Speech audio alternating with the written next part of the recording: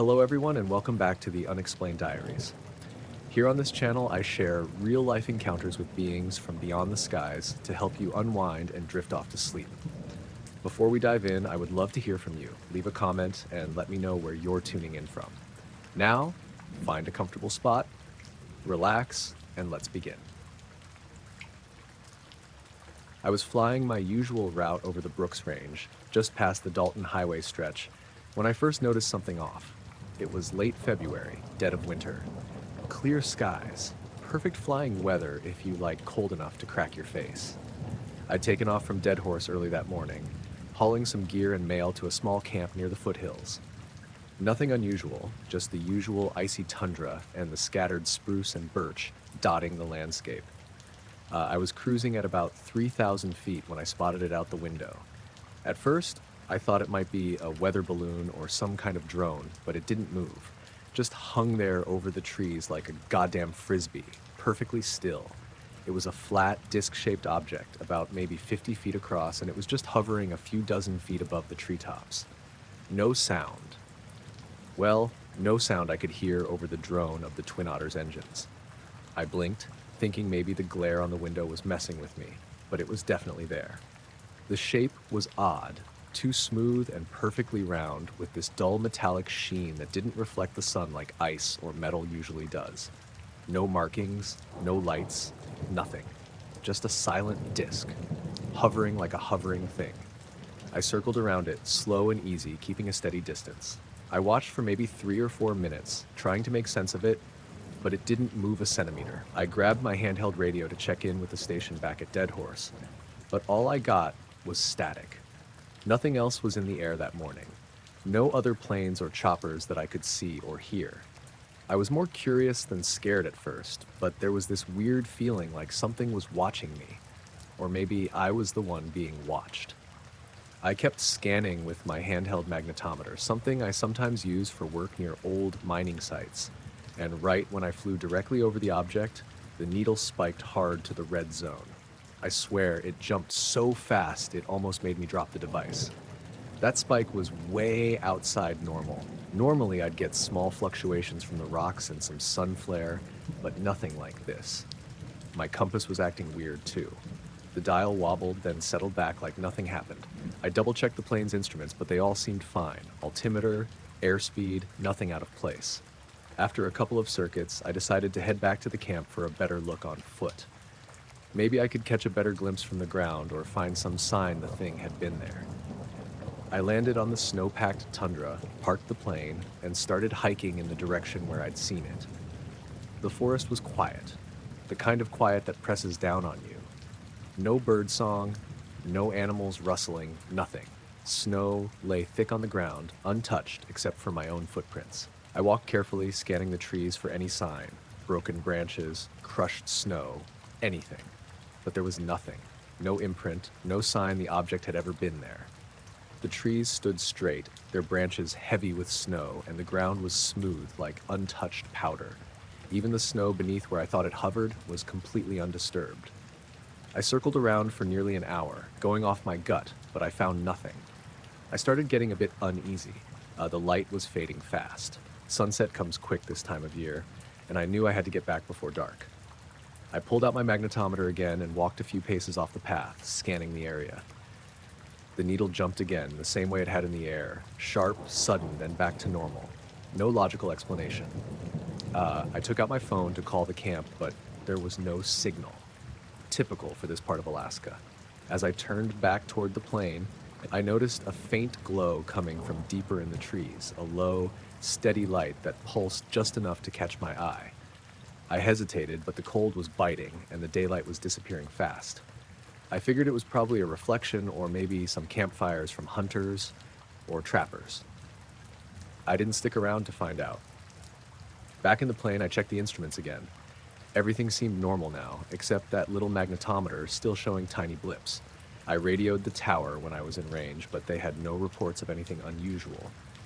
No radar contacts, no reports from other pilots. When I got back to Dead Horse that evening, I ran through my logs and checked the plane's onboard sensors. The electromagnetic spike was clear as day, peaked at exactly the moment I flew over that disk.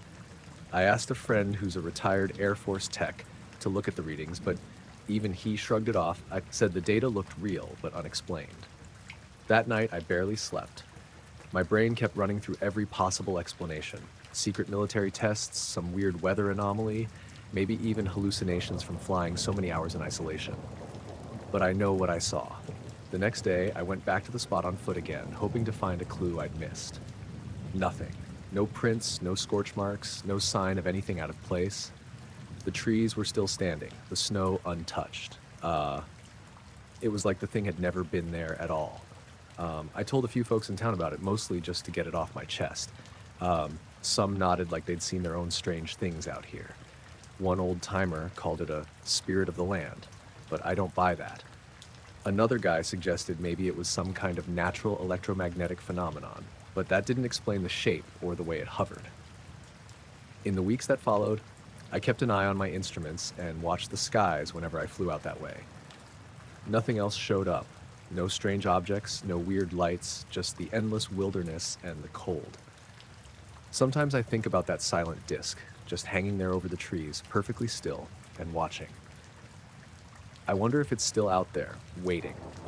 But it didn't leave any trace, no sign it was ever close, just that sharp spike on my magnetometer and the memory of something completely out of place in a place where nothing should be. I still fly the Brooks Range routes all the time, and every so often I catch myself glancing out the window, hoping I'm wrong and maybe it was just a trick of light or my imagination. But I know what I saw.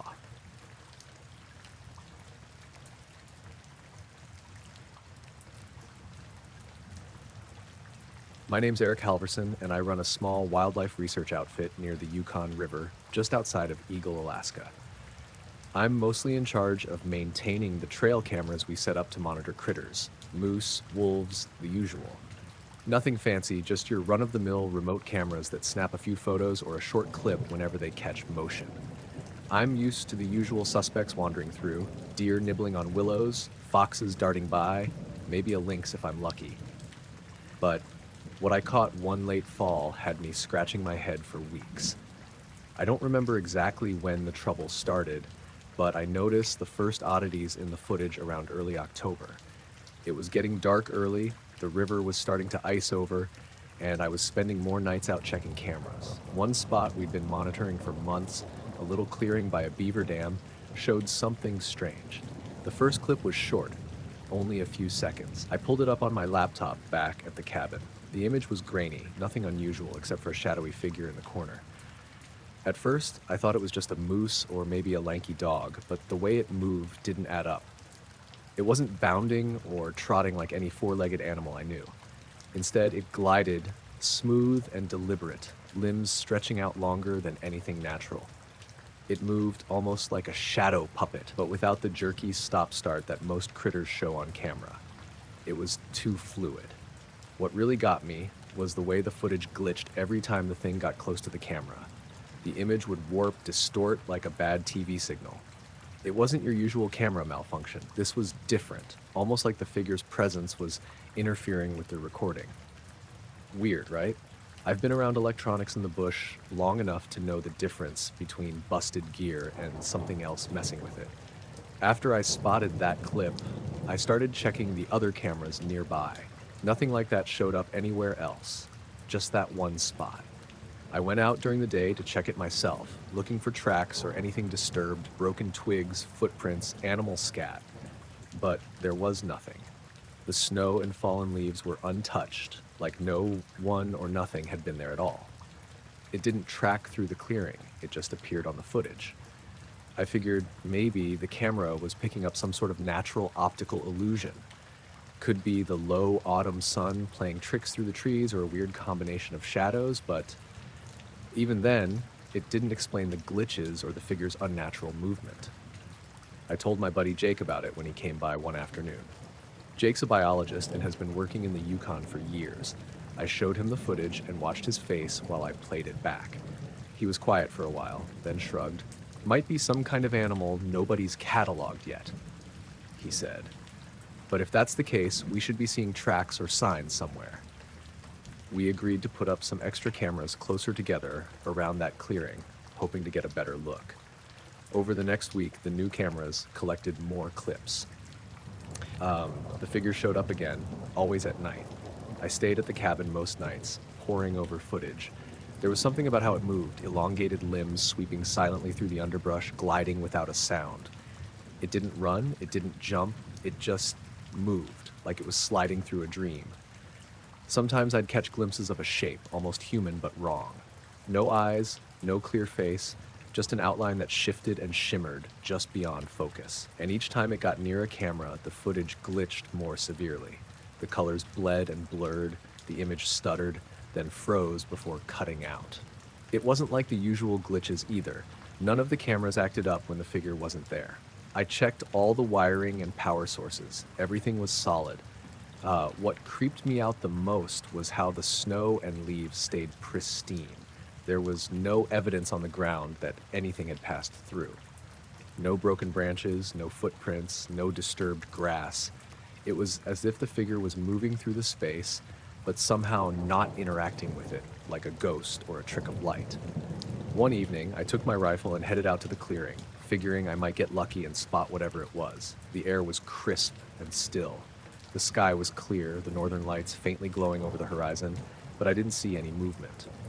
I settled near the cameras, keeping low behind a fallen spruce. I waited for hours, scanning the shadows with my headlamp off, eyes adjusting to the darkness. The only sounds were the occasional crack of ice on the river and the soft rustle of wind through the trees. About midnight, something shifted in the clearing. At first, it was just a flicker, a sudden ripple of shadow near one of the cameras. Then the same smooth, elongated figure appeared, moving slowly across the snow without a sound. It didn't acknowledge me or the light from my campfire. It glided like it was part of the night itself, limbs stretching far longer than any humans could. My breath caught, but I didn't move. Then the air around me seemed to pulse. The hairs on my arms stood up. My radio, which had been silent, started crackling with static. The temperature dropped sharply, like someone opened a freezer door right next to me. The figure moved closer to the cameras, and just like before, the signal from each camera started to warp. I noticed the snow under the figure stayed undisturbed, almost like it was floating. I felt watched. Not by the figure, but something else, like the whole forest was holding its breath. I kept my eyes on the shape until it slipped back into the tree line and vanished. The radio went silent. The temperature slowly climbed back to normal. When I got back to the cabin, I reviewed the footage again. The glitches were worse than ever. Frames tearing and colors bleeding into each other like paint running down a canvas. I told a few folks in town, but you know how it goes. Some nodded, some just smiled politely. No one else had seen anything like that, and most chalked it up to wildlife or camera malfunction. I kept watching the footage for weeks after. The figure never showed up anywhere else but that clearing. It moved too smoothly to be any animal I knew, and the lack of physical disturbance around it was the strangest part.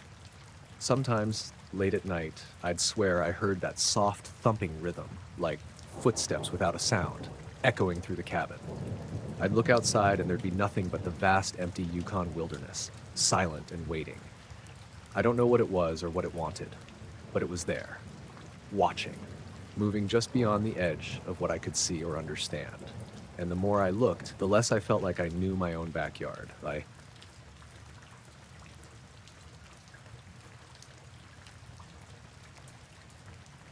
I was about 8 hours into my shift when I first noticed something odd. Name's Eli Harper, and I've been working as a miner around the Yukon Flats for the better part of a decade now. Mostly placer mining, but this particular contract had me down in an old lode mine that's been mostly forgotten. We're talking deep in the mountain, far from any roads or radio signals. Just me, the drill, and the narrow tunnels. It was late October, early dark, and the air outside had that sharp bite that hints winter's coming hard. I'd been working alone for a couple of days, pulling core samples and mapping veins when I spotted the first flicker. I was down a side shaft, crouched near a wall I was supposed to chip away for samples. I glanced up, and through a thin crack in the rock, maybe an inch wide, there was this faint glow. Not steady, more like little pulses of light, irregular, almost like a candle fighting a breeze, but colder, sharper. At first, I thought maybe it was some reflection from my headlamp bouncing off a patch of quartz or pyrite, but the light wasn't gold or white. It was this pale, bluish green, kinda eerie. Not something you see naturally in a mine, that's for sure. I leaned closer, trying not to disturb the rock around it. The crack was narrow, jagged, but the light flickered on and off. No pattern I could figure out. It wasn't a steady hum or a mechanical noise, just silence and the faint glow. Curiosity got the better of me. I moved my hand away from the drill and decided to follow it. The tunnel was tight, and I didn't want to cause a collapse, so I just eased forward, watching that crack in the wall. The further I got, the more cracks I noticed, all with the same irregular flickering glow. It was subtle, but definitely there. No heat from it either. In fact, that part of the tunnel felt colder than anything I'd been in before. I'm talking bone-chilling cold, like you step outside in January and the wind cuts through your jacket. That was the first thing that set me on edge. Mines usually hold some chill, sure, but this was different. The air felt heavier, and it tasted off. Not bad, just different. Almost like you could see it. I know it sounds crazy, but the air in that spot almost looked thicker, darker somehow. I tried calling out just to break the silence. Hello? Anybody there? My voice bounced back hollow. No response, just the soft crackle of the faint light flickering through the rocks. I kept following the glow. The tunnels twisted and turned, and the flickering wasn't always in the same spot. Sometimes it was closer to the ceiling, sometimes near the floor. I noticed that when I looked directly at the cracks, the light would dim or vanish, but when I looked away or from the corner of my eye, it'd pulse again. That was weird, like the light didn't want me staring at it. I shook it off at first, thinking maybe I was just tired or spooked from working alone in the dark. But then the temperature dropped even more, like someone opened a freezer door nearby. My breath started fogging in the beam of my headlamp, and I had to zip my jacket tighter. I checked my watch. No sudden weather changes outside that I knew of. The mine was deep, insulated from surface temps. I started feeling a creeping kind of dread, but not the kind you get from danger or fear. More like confusion mixed with this weird, empty feeling. The light wasn't threatening, but it felt like it didn't belong. I paused near a cluster of these cracks, and the glow vanished entirely. Not just flickered out, it was like someone switched it off. I waited, heart thumping louder, scanning every inch with my lamp. Nothing. Then, the cold really hit. The kind that sinks into your bones, colder than anything I'd felt underground before. My fingers stiffened on the drill handle. I reached for my radio and clicked the button. Static. Dead air. I tried again. Nothing. Normally, I get a signal deep here, bouncing off some relay or whatever, but this time the radio was silent. No crackles, no voices. That's when I noticed the silence around me. No dripping water, no distant echoes of rock settling, no wind pushing through cracks. Just a dead stillness. It was so quiet, it felt like the tunnel itself was holding its breath. I glanced back toward where I'd come, ready to turn around and head back, but the path looked different. The shadows shifted oddly, and the rock faces seemed smoother, almost unnatural. I shook my head. "Get a grip, Eli," I muttered. The light flickered again, but this time on a crack just a few feet ahead. I took a slow step forward, then another. The glow pulsed, irregular, dimming when I stared at it, coming back when I looked sideways. I reached out, finger nearly touching the cool stone where the crack was. That's when the air shifted. The cold deepened, and suddenly the tunnel felt smaller, tighter, like something invisible was pressing in. I backed off, breathing heavier. My headlamp caught a faint outline beyond the cracks, nothing solid, more like a shadow shifting in and out of the corner of my eye. I spun toward the main tunnel entrance, ready to get out. But the path looked different again. I swear the walls had shifted. The angles weren't the same. It was like I'd walked into a place that didn't line up with the mind map or reality. I started retracing my steps fast, but the further I went, the colder and quieter it got. The last thing I remember before finally breaking out of the tunnels was a low humming sound. Not mechanical, not animal, just a constant vibration that you feel more than hear. I pushed through the entrance and was hit by the fresh air, the cold of the evening, but this time normal, like it should be. I sat down on a rock outside the mine, heart pounding, trying to make sense of it. Back at camp, I told the foreman what happened. He just nodded and said some old mines have their quirks, maybe a pocket of cold air or unusual minerals. But I knew that wasn't it. I went back the next day with the other guy from camp to check the tunnels, but the cracks with the flickering light were gone. The walls looked solid, no gaps, no sign anything was there at all. The temperature inside was back to normal, the radio worked fine, and the silence was just regular mine silence. That was weeks ago. Since then, I've checked every day, tried to find that place again. No luck. Sometimes at night, I catch myself staring at the rocks, waiting for that faint blue-green flicker to show up. The cold part I can still feel in my bones. I don't know what I saw, or if it was even there, but I know the mine's deeper than we thought, and sometimes the earth holds on to things we don't understand.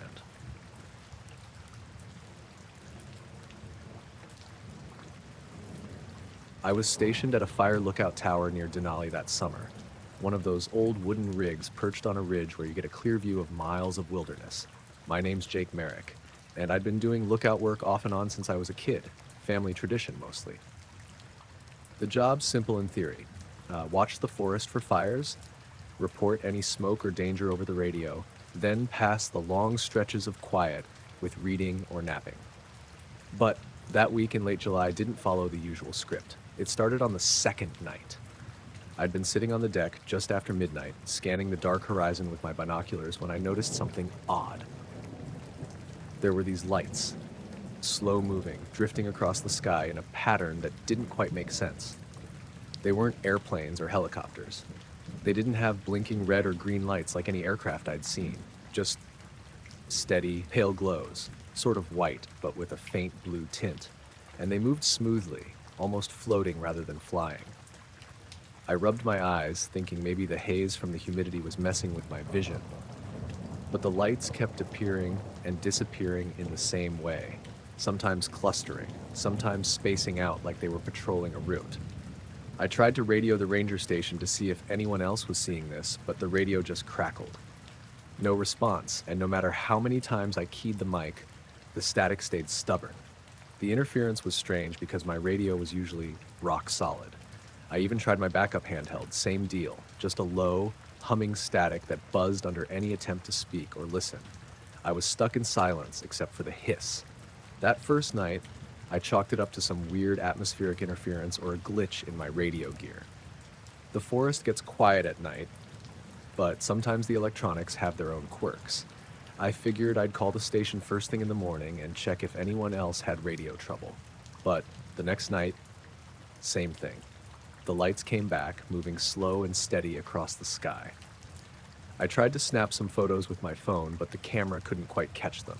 Just fuzzy blobs, nothing clear enough to show anyone. The radio was dead again. Over the following days, the pattern kept up.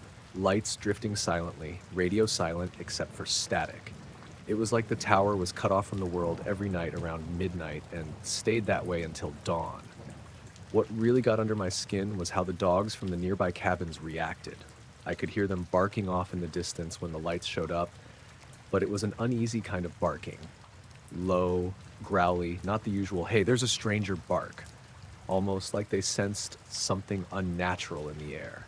I started keeping a log, noting the times the interference began and ended and the position of the lights. They always hovered low, just above the tree line, moving west to east, then disappearing as the sun began to rise. One night, about halfway through the week, I was walking along the narrow path from the tower to the helipad when I caught a glimpse of something behind the trees. I stopped dead, heart pounding. It was a shape, tall and slender, standing still but clearly watching. No sound, no movement except a slight shimmer in the air around it like a heat haze or a mirage. I called out, my voice cracking. Nothing. I flicked on my flashlight, swung it toward where I saw the figure, but the beam just hit empty space. When I looked again, it was gone. Just the quiet forest, nothing moving. I tried to shake it off as a trick of the light or a deer standing in the shadows, but it didn't feel right. I felt eyes on me for the rest of the walk back, like the forest itself was watching. The radio interference started up again just after midnight that night. I couldn't reach anyone, no matter what frequency I tried. The lights appeared, hovering and drifting in that same slow pattern. I kept my eyes on them, but after a while, I realized I wasn't hearing the usual sounds of the forest. No wind in the pines, no insects buzzing, just a deep, unsettling silence. It was as if the entire world outside the tower had gone still. I don't know how long I stood there watching, but time felt weird. My watch showed almost an hour passing in what felt like minutes. When I finally shook myself loose and looked away, the lights vanished one by one, fading into the gray sky. The next day, I checked in with the ranger station again, this time with a landline phone from the nearby cabin. They had no reports of any strange lights or radio issues. The folks there seemed to think I was just dealing with bad weather or poor radio reception. It was frustrating. I'd spent nights alone, cut off from help, staring at these unexplained lights and feeling that eerie silence press in. The whole thing felt like it was happening just for me, or at least only I was noticing. On the last night, I decided to stay up until dawn to see if anything changed. The lights came again, the radio hummed its static, and the dogs in the distance barked softly but steadily. I watched as one of the orbs slowed down, hovering almost directly above the tower. It pulsed faintly, like it was breathing. I kept my gaze fixed, my hands trembling in the cold air. The light grew dimmer and started to dissolve, but before it disappeared completely, I thought I heard a soft, almost musical hum vibrating through the air. Not loud, but enough to make my skin crawl. Then the radio snapped back on, clear and crisp, for a split second. I heard the ranger's voice calling my name. I reached for the mic, but the connection cut out as fast as it came. Silence again. Morning came, and with it the usual sounds of the forest returning. Birds calling, wind rustling. The world went back to normal, like the night's strange occurrences had been a bad dream. I packed up and left the tower the next day. Back in town, everything felt louder, busier, and less mysterious. I still think about those nights, about the lights drifting overhead, the silence that wasn't natural, the shape in the trees that disappeared before I could get a good look. I don't know what it was. No one else seems to have seen it. And maybe that's the weirdest part. But whatever it was, it left me with a feeling that some parts of the wild aren't meant to be understood, just watched quietly from a distance.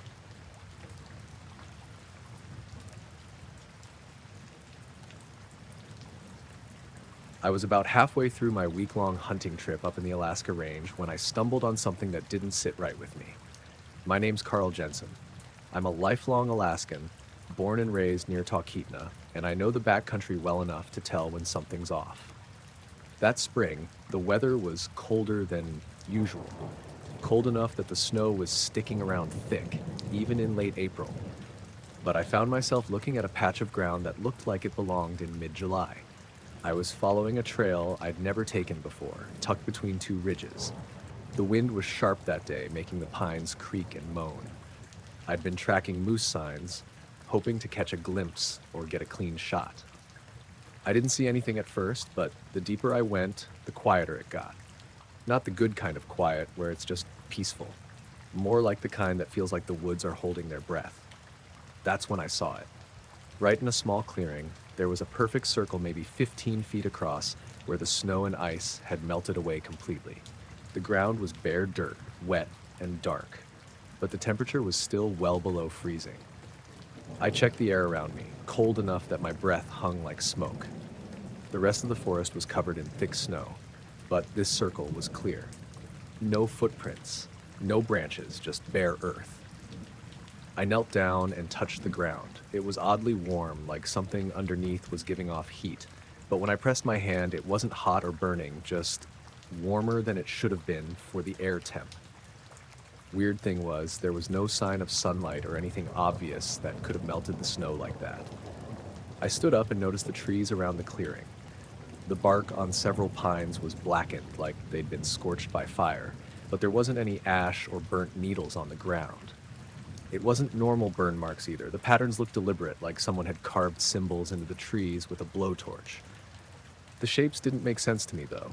Not the kind of scratches you see from bears or axes. The marks curved and twisted in ways that looked almost like letters or writing, but not any alphabet I knew. Something unfamiliar. I felt uneasy. The forest didn't feel right anymore. I glanced behind me, half expecting to see someone watching, but there was no one. only the wind whispering through the pines and the crunch of snow under my boots. I pulled out my phone to snap some pictures, but it froze up. The screen went black and stayed that way. I tried rebooting it a few times, but no luck. I figured maybe the cold had finally done it in. I spent a few minutes circling the clearing, trying to find a logical explanation. Maybe geothermal activity? But the ground showed no signs of cracks or steam vents, and the trees just outside the circle looked untouched. No signs of a campfire or lightning strike, either. Just that scorched bark with strange patterns and a circle of bare earth that shouldn't have been there. I shrugged and started heading back to camp, telling myself it was probably some odd natural phenomenon I didn't understand. Maybe a pocket of warm air trapped under the snow or something. But then the feeling hit again, that sense of being watched. I stopped and scanned the trees. The shadows seemed to stretch longer than they should have in the fading daylight. I caught movement out of the corner of my eye, just a flicker of a dark shape between two trees. When I looked directly, it was gone. I didn't hear any animal calls or movement, just silence, and a quiet hum in the air, low and barely audible, like distant electricity crackling but without a source. My skin prickled. I tried to focus on breathing steady, but it felt like the air was thickening around me. I told myself to get a grip, but I kept glancing back toward the clearing. As I neared my camp that evening, the sky was clear, but the stars looked odd, like they were twinkling out of sync or flickering in a weird rhythm. I'd spent enough nights under Alaska's open sky to know when something seemed off. I didn't sleep much that night. Next morning, I decided to check the clearing again, thinking maybe the previous day's sun had changed something. When I got back, the circle was still there. Snow hadn't crept in at all, which was weird given the overnight temperatures had dropped again. The scorch marks on the trees looked sharper in daylight, but still no sign of damage to the needles or ground litter. I ran my fingers over the bark, feeling the roughness of the charred patches. The patterns were definitely deliberate, like they were etched with some kind of tool, but the shapes kept twisting as if they weren't meant to be read the way we read letters. I tried whistling to break the silence, but the sound echoed oddly, like the forest wasn't carrying it away but holding it close. That's when I noticed the snow line on the ridge opposite the clearing. It looked like it curved away in a perfect arc, as if the clearing's circle had a shadow larger than itself. Then I saw footprints in the snow leading away from the clearing, but they weren't animal tracks. They looked human, but odd. The prints were too big, and the toes weren't clearly defined, more like vague impressions, like they'd been made by someone wearing boots with no tread, or maybe something softer. I followed them cautiously for a few yards, but they faded into the snow without any explanation. That day, I didn't tell anyone about what I found. I kept to myself and stayed on the trail, trying to ignore the nagging feeling in the back of my head. The last night, before heading back, I heard noises just beyond my tent. Quiet scratching, like something was rubbing against the canvas. I peeked outside, but all I could see was the black silhouette of the forest. No eyes reflected back. No shape moved in the moonlight. I decided not to sleep there. I packed up and started hiking down the next morning. When I reached my truck, the radio was static-free again, and the world felt like it had pressed the reset button. I still think about that spot in the woods. The perfect circle where snow and ice had no business melting, the scorched trees with those strange marks, and the footprints that didn't quite belong.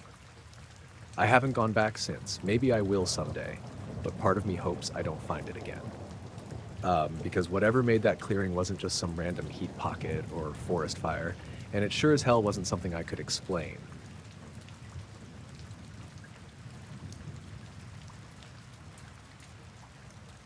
I'm Jonah Marks, and I work up at the Nenana Observatory. Not a big place, but it's our spot for scanning the skies and tracking whatever the weather and the auroras let us see.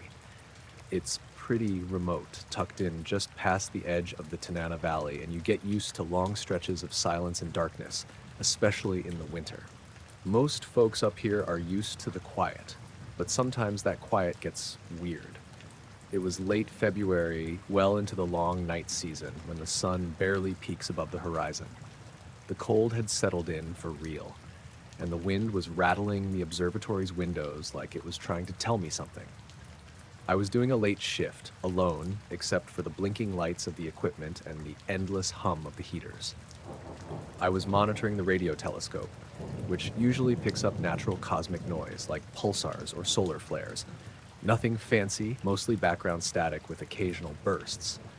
But that night, something caught my attention. A faint signal, just barely there at first, repeating on a loop. It didn't sound like anything I'd seen before. No pattern matching any known star or pulsar frequency. It was almost rhythmic, but not quite, like it was trying to imitate something but missing the beat. I double-checked the system logs and cross-checked it with nearby observatories via satellite link, but nobody else reported it. The weirdest part was the signal's apparent location. When I checked the antenna's pointing coordinates, the source was moving slowly along the horizon, hovering just above the tree line outside. It didn't match any known satellites or planes, none of the usual traffic tracked on radar or by the FAA's system. At first, I thought it was some glitch, equipment acting up or interference from the weather, but the weather was stable that night. Clear skies, no clouds or storms for miles. The signal kept coming back every few minutes, always the same faint pulse. I started jotting down times and coordinates, watching the source drift a little north, then dip back south, never rising higher than maybe 10 degrees above the horizon. Around 3 a.m., I noticed something else out the window. There was this glow, faint and pulsing, coming from the edge of the forest beyond the observatory. It wasn't like the aurora, which usually fills the whole sky in rolling curtains of green and pink. This was small, contained, a soft amber light that flickered behind the spruce. I grabbed my coat and headed out, boots crunching on the frozen ground. The air was sharper than inside, biting at my cheeks, but the sky was crystal clear. The light wasn't moving, just flickering steadily like a lantern or campfire. I walked closer, careful not to make noise. The snow was untouched, except for my prints, and no animals stirred. When I got within 50 yards, the light vanished, like someone snuffed out a candle. That's when I saw it. A series of impressions pressed into the snow. Tracks, but unlike any animal I'd seen. They were broad, maybe 8 inches across, and spaced evenly, almost like large, flat pads pressed into the ground. The pattern didn't curve or zigzag like a bear or wolf. It moved in a straight line toward the tree line, then just stopped. I stood there for a long minute, trying to hear something. Nothing. The silence was heavy, like the forest was holding its breath. I went back inside, shook off the cold, and sat back down at the controls. The signal was still there, pulsing quietly. Over the next few nights, the pattern repeated. The signal returned on the same schedule, drifting just above the horizon, and every time the light appeared near the tree line, always flickering for a few minutes, then gone. The tracks showed up after each sighting, always fresh, always the same broad shape, always stopping just inside the forest. I started keeping a log, noting the signal's timings and the light's appearances. Sometimes the signal drifted a bit faster, sometimes it paused, but it never disappeared completely. The movements were too irregular for any man-made object I knew, too purposeful to be random natural interference. The locals heard about the flickering light by the third night. They shrugged it off as a hunter's fire or an electrical glitch. There's always stories like this around here, but I could tell a few of the older folks were uneasy. One night, around 5 a.m., I was watching the signal when something different happened. The source stopped moving and held steady right on the horizon. The pulse grew stronger, brighter somehow. I looked outside again, and the light was back. This time, larger and steady, glowing with a pale blue tint. I felt a kind of pressure in the air, like when a storm's about to break but without any wind or clouds. My skin prickled, and the hairs on my arms stood up. I wasn't afraid exactly, just aware, like I'd walked into a conversation I wasn't meant to hear. Then the light blinked out. I checked outside, no tracks this time. The snow was pristine, no sign that anything had been near. I spent the next morning combing through the forest edge where the tracks usually appeared, but there was nothing. No disturbed branches, no broken twigs, no footprints besides my own from the night before. The signal persisted for a few more nights, but after that blue light, it started to weaken. Eventually, it disappeared altogether. I still check the sky and the radio feed when I'm up there. Sometimes, when the wind is just right, I swear I hear a faint tapping on the observatory's roof or see shadows flitting past the windows, but there's never anything there when I look. I don't know what I was tracking or what the light was out there. Could have been some rare atmospheric phenomenon or maybe a bird with bioluminescence I've never heard of.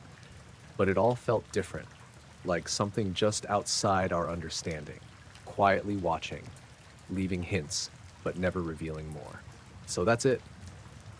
Just some nights up in the cold, staring at a signal that shouldn't be there, and a light that doesn't belong. I guess some things in the sky don't want to be found.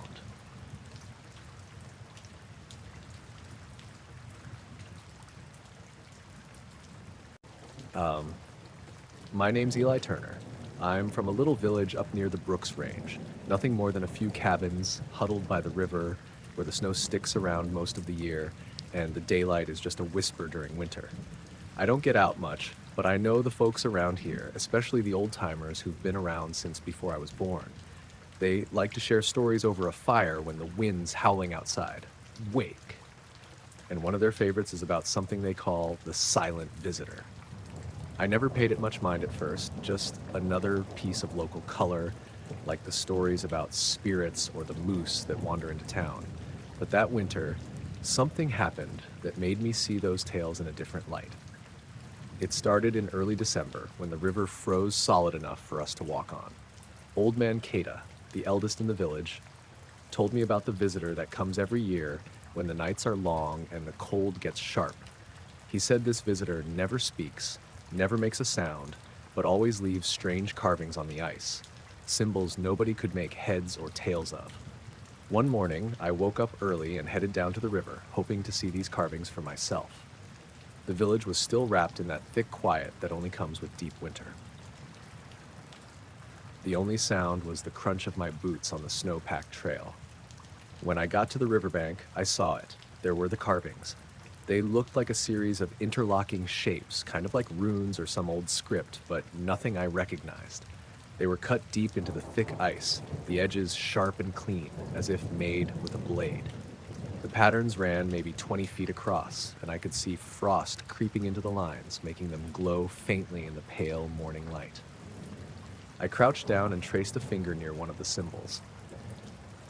The ice was cold as hell, of course, but what threw me was how the shapes seemed off, like they weren't quite stable.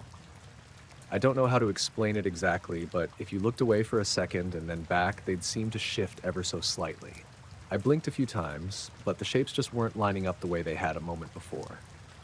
I stood back and stared longer, trying to convince myself I was just tired or my eyes were playing tricks. But that wasn't the end of it. That night, I couldn't sleep, so I grabbed my coat and flashlight and headed back to the river. The moon was low and casting weak light over the snow. The air was sharp, and the whole world felt frozen solid. When I reached the spot, the symbols were still there, but they had changed. Some of the lines were longer, others shorter. The pattern seemed rearranged, like a puzzle with pieces sliding around in the dark. I checked my phone for the time and noticed nearly 2 hours had passed since I first saw them that morning. I tried calling the village, no signal. The cold had knocked out the tower's line, or so I figured. I circled the carvings a few times, careful not to disturb the ice. The feeling I got standing there was strange. Not fear, exactly. More like being watched, but by something waiting quietly, keeping close. I stayed out a little longer, then walked back toward the village. That's when I caught sight of footprints in the snow leading off toward the tree line. They were fresh, maybe just hours old, but they weren't like anything I'd seen before. The prints were wide, with no clear toes or claw marks, just ovals spaced evenly apart. Curious and a little uneasy, I followed them cautiously. They disappeared into the shadow of the spruce and birch, where the snow was untouched beneath the canopy. The next day, I showed the carvings to Keta and a few others. They listened but said nothing new, just nodded slowly like they'd seen it all before. Keta said the visitor never comes closer than the river's edge, always silent, always watching. Over the next week, I kept checking the ice. The symbols kept shifting every time I looked. Sometimes they'd form patterns that looked almost like words, other times like maps or charts. The more I stared, the less I could make sense of them. They seemed to breathe, almost alive. One night, when the northern lights were flickering faintly overhead, I heard something moving near the tree line while I was out walking. It wasn't an animal, no growls or calls, just soft footsteps crunching on dry branches. I turned and shined my flashlight toward the sound, but there was nothing there. The light caught on something metallic just beyond the trees, a dull, curved shape half buried in snow. I went over and brushed the snow away, but I couldn't figure out what it was. It didn't look like anything from around here, at least not any tool or gear I recognized. It was smooth, almost polished, but worn and scratched like it had been there a long time. I stuffed it in my pack and headed back, heart pounding. When I got home, I tried cleaning it up more, but it stayed cold and strangely heavy, like it didn't belong. By then, the village started talking more about the silent visitor. Some people said they'd seen flickers of light moving across the river at night, tiny glows that vanished if you blinked. Others heard soft tapping noises on the roof or saw shadows that didn't match any trees. I don't know if it was connected to those carvings or the shape I found. Maybe it was just winter madness setting in with the long nights and endless cold. But the strangest part came a few days later. I woke up and grabbed my jacket, planning to check the ice again. When I got there, the carvings were gone. The river was smooth and perfect, like the cold had erased every trace. I looked around, but there was no sign the visitor had been back. The footprints in the snow were faded, trampled by wind and animals. I walked home slow, feeling like something I'd seen was slipping away with the thaw. I still keep that piece of metal in my cabin. It sits on the windowsill, catching the weak sunlight in the morning. It doesn't rust or change, but sometimes when the light hits it just right, it throws little shadows on the wall, shadows that don't look quite right. I don't know what I saw or what that visitor really is. Nobody does.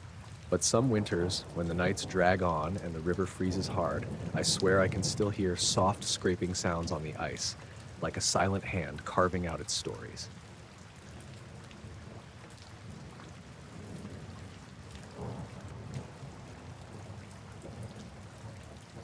My name's Eli Turner. I'm a field researcher, mostly studying permafrost and lake ice in the interior of Alaska. That last trip back in early March was one of those where the place starts feeling less like home and more like some kind of halfway point between here and nowhere. We set up camp on this frozen lake just outside the Alaska Range near the little town of Cantwell. It's a spot my team's been eyeing for a while. Thick ice, steady cold, and some promising ground samples below. The kind of place you don't go if you're looking for company, which suited me fine. The first few days went smooth enough. We drilled cores, took measurements, and mapped the ice thickness. The lake's surface was vast and mirror flat, dusted with fresh snow that never stuck long because of the wind. We pitched our tents in a rough circle near the southern shore, close enough to the trees to cut some firewood, but far enough away to keep the camp quiet and safe. On the second night, I noticed something odd with my compass. I was double-checking bearings, trying to confirm our position relative to the ridge east of us. I pointed the compass toward the ridge like usual, but the needle spun wildly. Not a slow drift, but a frantic, twitchy dance. I figured it was a glitch or some interference, so I swapped it for another one. Same thing. The guys in the other tents heard me muttering, came out to check, and sure enough, their compasses were spinning too. We looked at each other like, what the hell? The ridge was just some granite outcropping. Nothing metal, no radio towers or anything that should be messing with magnets. We tried different spots around camp, and the spin only happened when pointing at the ridge. Point anywhere else, and the needles behaved normally. That alone was strange enough. But that night, when we came back from dinner, one of the crew called me out. Eli, look at this. We stepped into the moonlight, which was pale but steady thanks to the clear sky and snow reflection. Around our tents were footprints, large, bare impressions pressed into the snow. No boot treads, no snowshoes, nothing like anything we'd left. The prints were spaced evenly, forming a perfect circle roughly 30 feet wide around the camp. What threw us was that the prints didn't lead anywhere. They just looped around, crossing paths but never continuing beyond the circle. No breaks, no signs of exit or approach, like something had walked in circles all night, keeping its distance but watching. I checked the prints closer. They looked wrong, too symmetrical, too neat for any animal I knew. They weren't the right shape for a moose or wolf, and the spacing was too consistent for anything natural. The snow between and beyond the circle was untouched. The others joked at first. Frozen lake ghost footprints, or some prank from the snowshoe rats in town. But no one laughed too hard. The mood shifted. Everyone was a little on edge. I spent the rest of that night near the edge of camp, watching the ridge where the compass went haywire. The wind hummed through the trees, and the snow made everything sharp and quiet. The stars above looked familiar but distant, like they'd been rearranged just enough to make me pause. I swear I saw movement at the tree line. Something slipping between the trunks, maybe 2 or 3 shapes, but the shadows were too fast and too still all at once, like they weren't quite part of the forest. The next day, we tried to ignore it, but the strange compass behavior continued. Every time I pointed it east toward the ridge, the needle spun like it had a mind of its own. That afternoon, while hiking to check sample sites closer to the ridge, I caught that movement again. Not animals. This was too deliberate. The shapes seemed to stay just at the edge of visibility, disappearing whenever I slowed down or tried to focus. That night, back at camp, the footprints were there again, still perfectly circular, fresh as before, but no new prints beyond the ring. I asked around about local stories when we radioed Cantwell for supplies. Old-timers talked about odd things seen on the ridge, strange lights, weird sounds on windless nights, and people who got lost only to show up hours later with no memory of where they'd been. I didn't pay much mind to the tales, but the feeling stayed with me. Something was out there watching us, maybe even moving closer, but always careful to stay just out of reach. By the 4th day, the compasses began spinning when pointed at the ridge, even from our snowmobiles and handheld units. Other electronics started acting up too. Radios crackled with static. GPS units would freeze or glitch. The ridge seemed to be messing with all of it, like a magnetic storm trapped in stone. One evening, while we sat around the small propane heater inside the main tent, the lights flickered. For a second, everything went dark except for the glow outside. I looked out and saw the ridge bathed in a pale, shifting light. It wasn't the moon or northern lights. It was soft, almost liquid in quality, pulsing slowly like a breath. No one else saw it. They were busy fixing gear and didn't notice my stare. I wanted to call it a trick of the eyes, but it felt real, alive somehow. The hairs on my neck stood up. I went outside for a closer look, leaving the others behind. The snow was still and deep, the air colder than before. The light on the ridge faded as I watched, but then I noticed something new. Small glimmers between the trees, like reflections off something smooth and wet, moving just beyond where I could see clearly. I thought I caught a glimpse of shapes, tall, thin, but not like any animal I knew. They didn't move like creatures with legs, but more like shadows sliding along the ground. I turned to head back, but for a moment I couldn't find my footprints in the snow. The path I just walked looked untouched, as if I'd appeared there without crossing the snow at all. The feeling of being watched deepened. I hurried back to camp, checking behind me every few steps, but no sounds or shapes followed. That night, the footprints circled the camp again. This time, they were joined by faint, shallow grooves cutting across the snow inside the ring. Almost like something dragged itself quietly from point to point, but the marks were too light to be anything solid. I didn't sleep much. The weight of those prints pressed on me like a question with no answer. By the 5th day, the compasses and electronics were useless. We packed up and headed back to Cantwell, leaving the lake and the ridge behind. Driving away, I kept glancing at the horizon, half expecting to see those flickering shapes watching us go.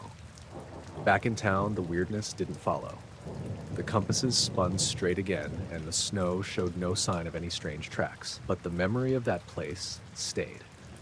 Sometimes when the wind is still and the sky is clear, I find myself looking east toward that ridge, wondering what exactly was out there in the silence. Whatever it was, it didn't come close enough to speak or show itself clearly. It just circled us, silent and patient, leaving its marks in the snow and messing with our instruments. I don't have answers, just the sense that some part of Alaska's wild still holds secrets not meant for easy understanding. I guess that's part of why we keep going back, chasing what's out there, even if it never quite lets us find it.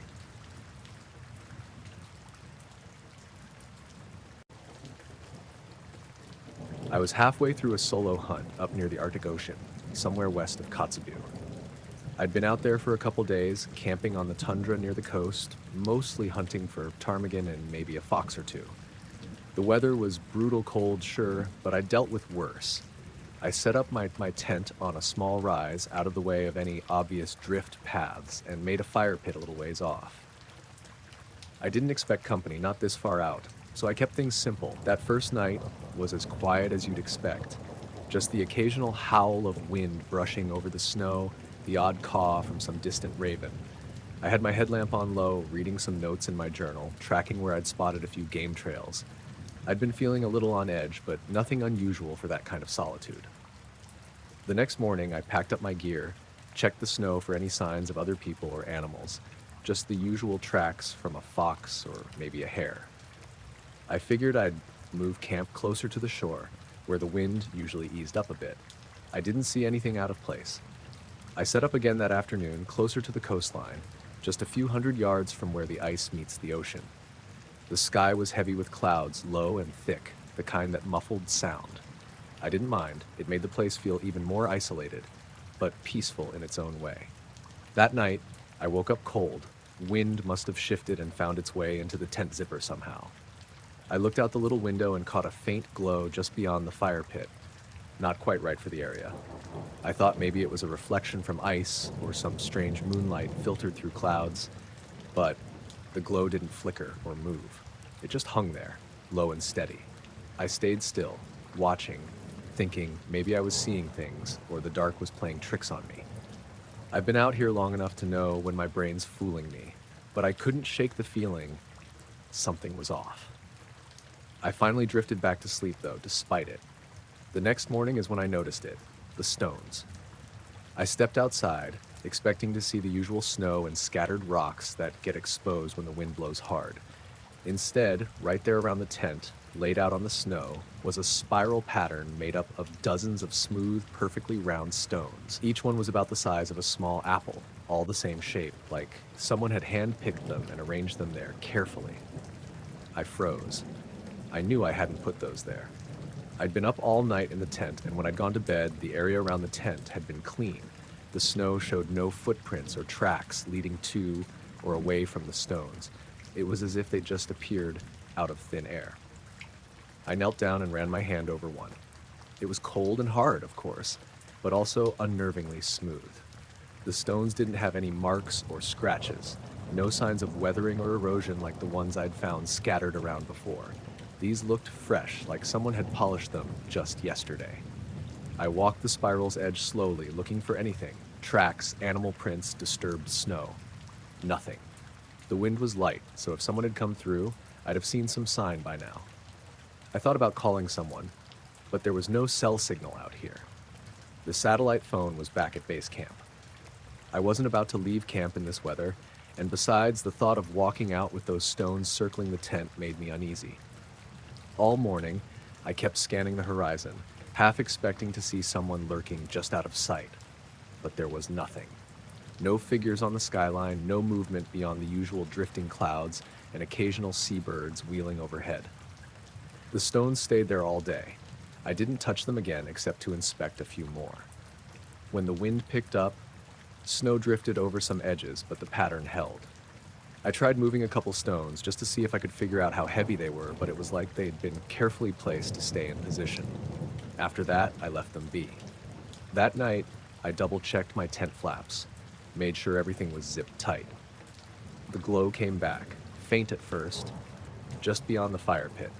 This time I could see it was a soft, pale light, almost like it was coming from the stones themselves, but I couldn't be sure.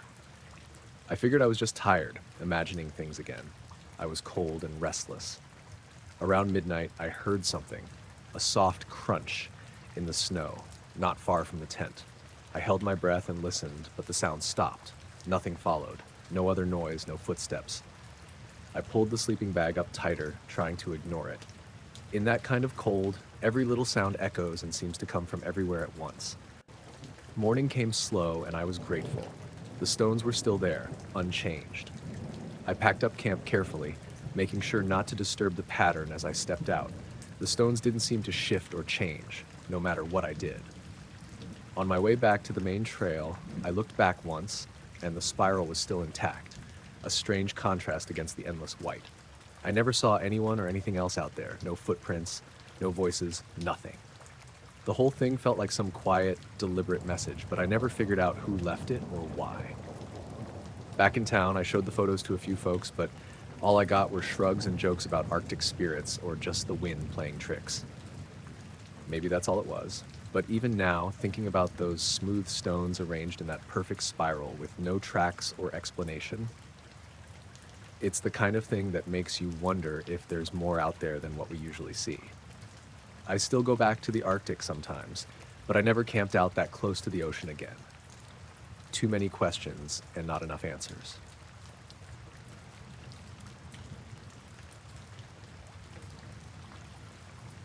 I'm Jake Lawson. I've been flying helicopters in Alaska for a little over 10 years now, mostly supply runs, medevacs, and the occasional sightseeing tour when the season's right. I've flown over glaciers, mountains, and all kinds of terrain, but there's this one trip a couple years back that still sits heavy in my mind, mostly because I can't quite explain what happened. It was late September, just past the peak of tourist season. The days were already getting short, but there was still enough light to keep things interesting. I was flying out to the Tangle Glacier, a remote spot northeast of Talkeetna, to drop off supplies for a small research team studying ice melt and glacial shifts.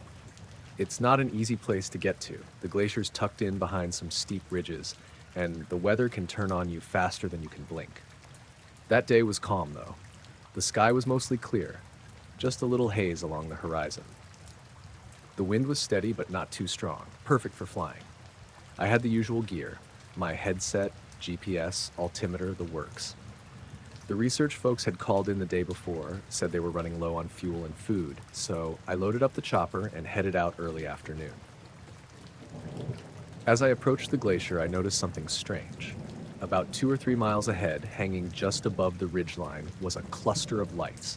They were arranged in a perfect triangle, 3 points equidistant from each other. The lights themselves weren't blinding or colored like runway markers. They were a soft white, almost like old-fashioned street lamps, but floating. They didn't flicker or pulse, just held steady.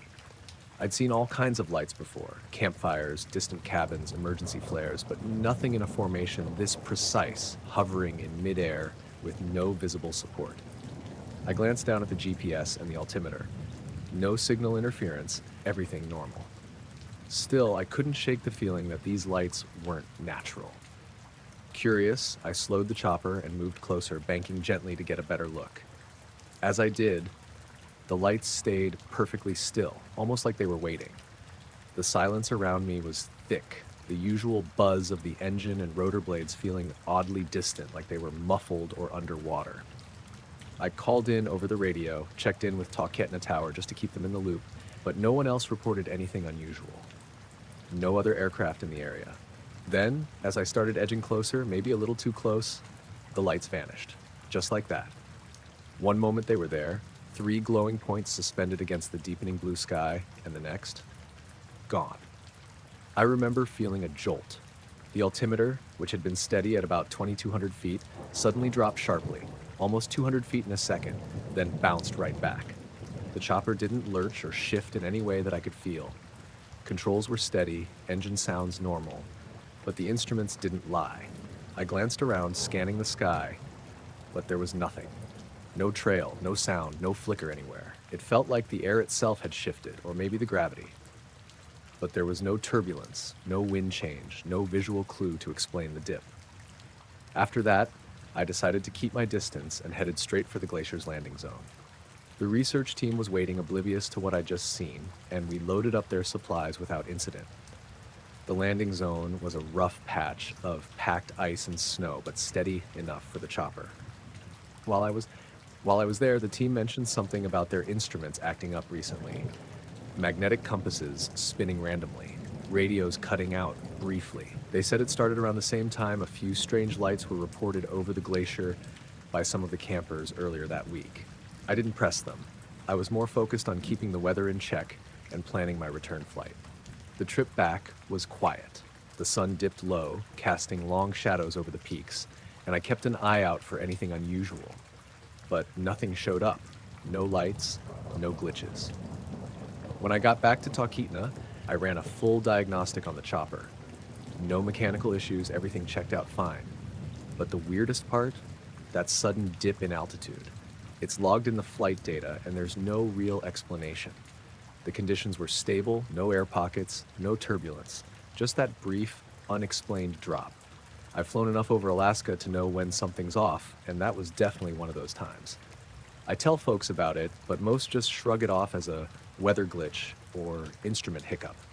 Maybe it was. I'm not so sure. Sometimes when the night is quiet and the northern lights flicker overhead, I find myself staring east, thinking about those 3 lights hovering out by the ridge and wondering what I actually saw, or what it saw of me. Maybe someday I'll get a better look, but for now, it's just a question that stays with me out here, where the sky feels endless and the silence is heavier than it ought to be.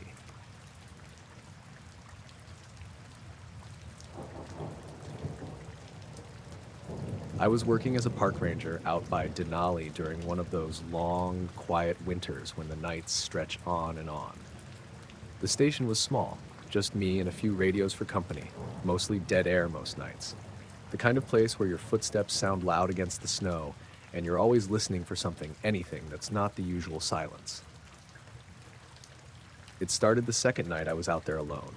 I was walking from the cabin to check one of the weather stations maybe 100 yards away. It was just past midnight, and the sky was clear, the stars bright and steady. As soon as I stepped outside, I noticed it, a low hum, faint but unmistakable. Like the kind of buzz you hear near power lines back home, but nothing was running near the cabin. No generators, no vehicles, just me in the forest. I stopped and listened. The hum stayed steady, soft but definitely there. It wasn't like a machine, it felt organic in a way. The kind of noise you don't expect out in the middle of nowhere, especially not when everything else is dead quiet. Curious, I started walking toward the tree line, just a few dozen feet from the cabin. The hum got louder the closer I got to the edge of the forest, like it was coming from just beyond the pines. I could feel it in my chest, a vibration that wasn't there when I was inside the cabin. I looked around, half expecting to see a piece of equipment or maybe some animals making the sound, but the snow-covered trees just stood still, heavy with frost. No signs of any machines or vehicles. Nothing. I stepped back toward the cabin, and as soon as I crossed the threshold, the hum stopped. Like someone hit a switch. I opened the door again to double check, and sure enough, it was gone inside. I figured maybe it was the wind hitting the trees in a way that made a low-frequency noise, but the wind wasn't blowing. That night I kept thinking about it, but didn't say much. Could have been fatigue, I guess. The next evening, same thing. The moment I stepped outside, there was the hum again, steady, low, vibrating through the air. I even tried recording it on my phone, but the mic barely picked anything up. Just static and a faint buzz. I started timing it. The hum seemed to start exactly when the temperature dropped below freezing, around 20 degrees or so. If it got warmer or I went inside, it disappeared. One night I decided to walk farther into the woods, following the sound. It felt like it was pulling me deeper, and the quiet around me felt thicker, heavier. I got maybe 50 yards past the tree line, where the snow was untouched and deep. The hum was almost loud enough to hear inside my helmet. Then something else happened. My radio, which I always keep on, started acting weird. The static shifted, like there was a voice buried in it, but nothing clear. I tuned the dial back and forth, and the hum seemed to sync up with the crackling, almost like they were connected. I didn't feel right being out there anymore. The cold felt sharper, like the air itself was heavier. I turned back toward the cabin, and as I got closer, the hum faded. When I stepped inside and closed the door, it was gone. The next day, I checked the weather stations for anything unusual. No storms, no electrical disturbances, nothing out of the ordinary. Satellite imagery showed no fires, no activity near the outpost. The forest looked exactly the same as always. Over the next week, the hum stuck around. I tried ignoring it, but it was always there at night, waiting just outside. I noticed something else, too. Sometimes when I looked out the window, I thought I caught movement just beyond the trees. Nothing I could catch a clear look at, just shadows shifting where there shouldn't be any. Once or twice, I caught a faint flicker of light, too, like a reflection or a glow just behind the branches. It wasn't like a flashlight or campfire. It was soft and pulsing, matching the rhythm of the hum.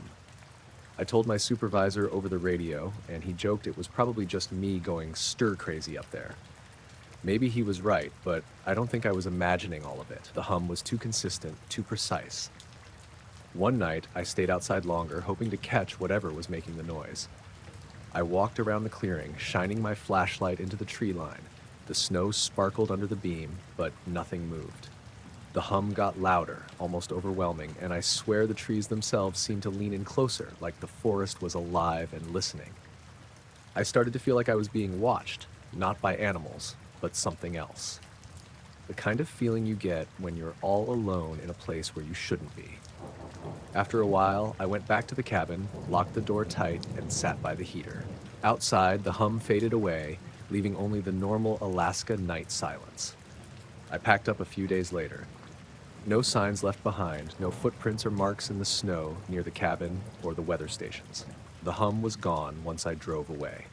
I still think about those nights sometimes. About the hum that followed me, the pulsing light behind the trees, and the feeling that the woods were watching me back. Whatever it wasn't something I could name or explain. Just a sound on the edge of hearing, a shadow on the edge of sight. It was quiet up there in Denali. Too quiet sometimes.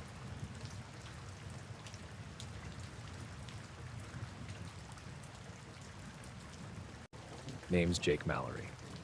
I've been running snowmobiles across the tundra around Bethel for a good chunk of my life, hauling gear, checking traps, that sort of thing. Nothing fancy, just the usual work that keeps folks going through those long winters. I'm not one for stories or tall tale tales, but what happened last January still sits with me, and I've been trying to make sense of it ever since. It was a clear night, bone cold, probably 20 below. The kind where the stars burn sharp and the air snaps in your lungs like glass. I was coming back from a run near the Kuskokwim River, cutting across the flat tundra to shave off some time. The snow was hard-packed from the freeze, perfect for riding fast, and I was making good time under the glow of the moon. I'd been watching the sky a bit that night, more out of habit than anything. Up there, past the usual constellations, the stars looked endless. That's when I noticed something strange on the horizon, a cluster of lights, bright but not like any plane or helicopter I'd ever seen. They were blinking in a way that seemed deliberate, almost mechanical, and arranged in a precise shape, like a perfect triangle, but with smaller points inside, almost like a grid. I'm not good with geometry, but it was too perfect to be random. I slowed down to get a better look, heart thumping. The lights didn't move or make a sound, just hovered silently, steady as a rock against the cold night sky. The snowmobile's engine was the only noise, and even that felt distant, like the world had muffled everything else around me. I pulled my phone out, figuring I'd try to get a photo, not that I expected much in the dark with my old camera. As I aimed, the lights vanished in an instant. Just like that. No fade, no blink off, nothing. Gone. The sky was empty, just stars again. I sat there on the sled, blinking. No lights, no noise, nothing but the cold biting at my face and the wind whispering over the snow. Then I caught it, a faint smell, something sharp and electric, like ozone mixed with burnt wood or scorched earth.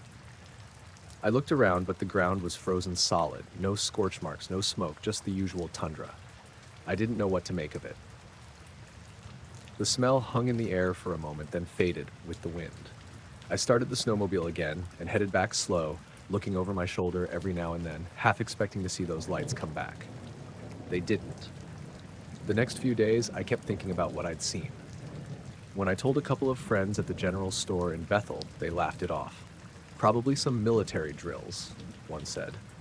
Another guessed it was just satellites or airplanes. Maybe. But none of that explained the smell or how fast the lights disappeared. No commercial planes fly slow and silent like that, especially not in that pattern. On my way out for another run a few nights later, I took a different route to check for any signs on the ground near where the lights had been.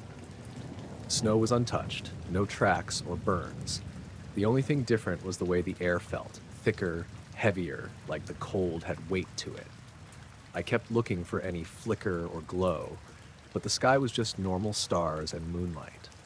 That night, as I headed home, I noticed the radio on my sled was acting up, static popping in and out, cutting through my favorite station. At one point, I swear I heard a faint pulse, almost like a Morse code, but it didn't make any sense. I figured maybe the cold was messing with the electronics. After that, things got stranger. On a couple of rides, I'd get this feeling like I was being watched, not by people or animals, but something else.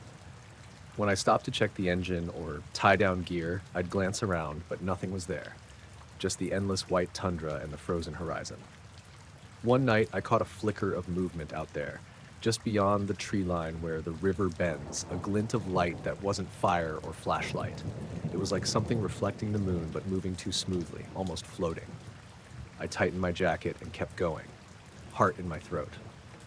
After that, I started carrying a little extra gear, a flare gun, a handheld GPS, even a small digital recorder, just in case. Nothing showed up on the recorder, though. No voices, no strange sounds, just my own breathing and the snowmobile's hum.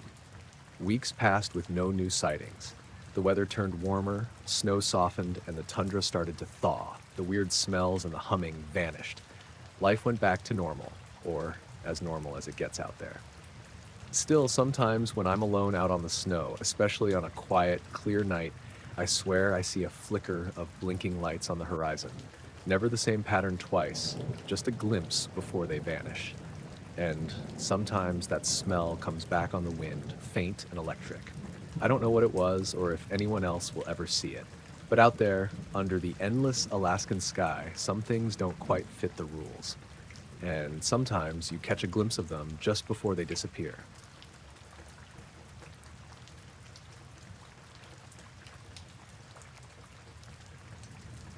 The first time I heard it, I was about 3 clicks out from camp, trudging through the last stretch of tundra before the ridge where the caribou had been spotted.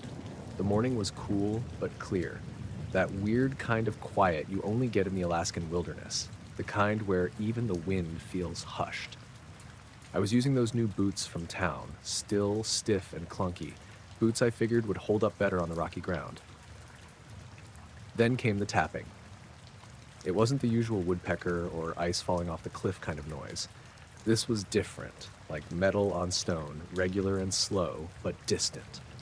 I stopped dead, the hairs on the back of my neck standing up. It echoed off the rocks in a way that made it feel close. But when I scanned the ridge, all I saw were the usual gray rocks and patches of lichen. I'm Elise Quinn, by the way, a wildlife biologist, mostly caribou, based out of Fairbanks. I've been on this job for a couple years now, doing the usual tracking, tagging, and noting migration patterns. Out here, it's mostly me and the caribou, with a couple of birds and the occasional moose. The tapping wasn't anything I'd ever heard while out on the tundra, and that's saying something. You get used to the sounds, the wind, the birds, the crunch of snow or gravel underfoot. This felt out of place, like it didn't belong. Curiosity got the better of me.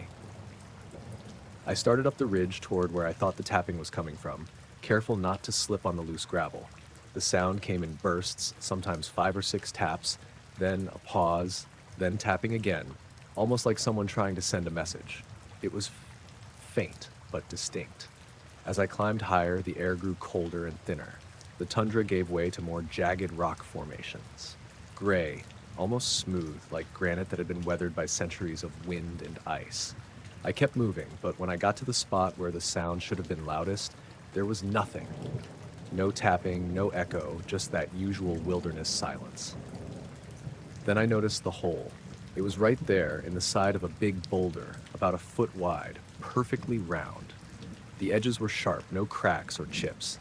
At first I thought maybe it was a geological formation, some kind of vent or erosion, but it didn't make sense. It looked like something had been burned through the rock, but weirdly, there were no scorch marks or soot around it. The rock around the hole was as clean and gray as the rest of the boulder. I knelt down to look closer. The hole was dark inside, but I could see the far side, maybe 3 or 4 feet through. There was no smell of smoke or anything chemical, just the crisp scent of the mountain air.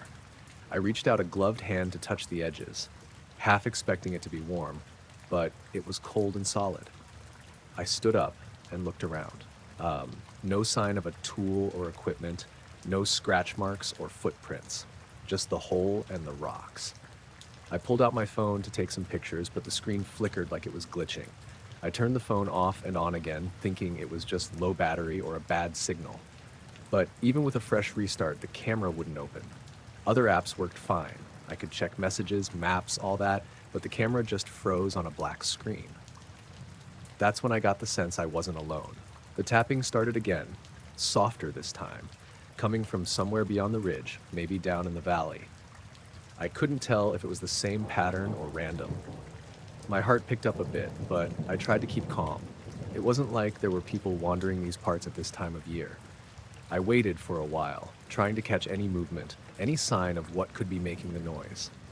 The sun was climbing higher, making the rocks glint.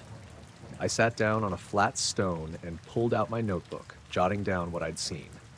The hole, the sound, the phone acting weird.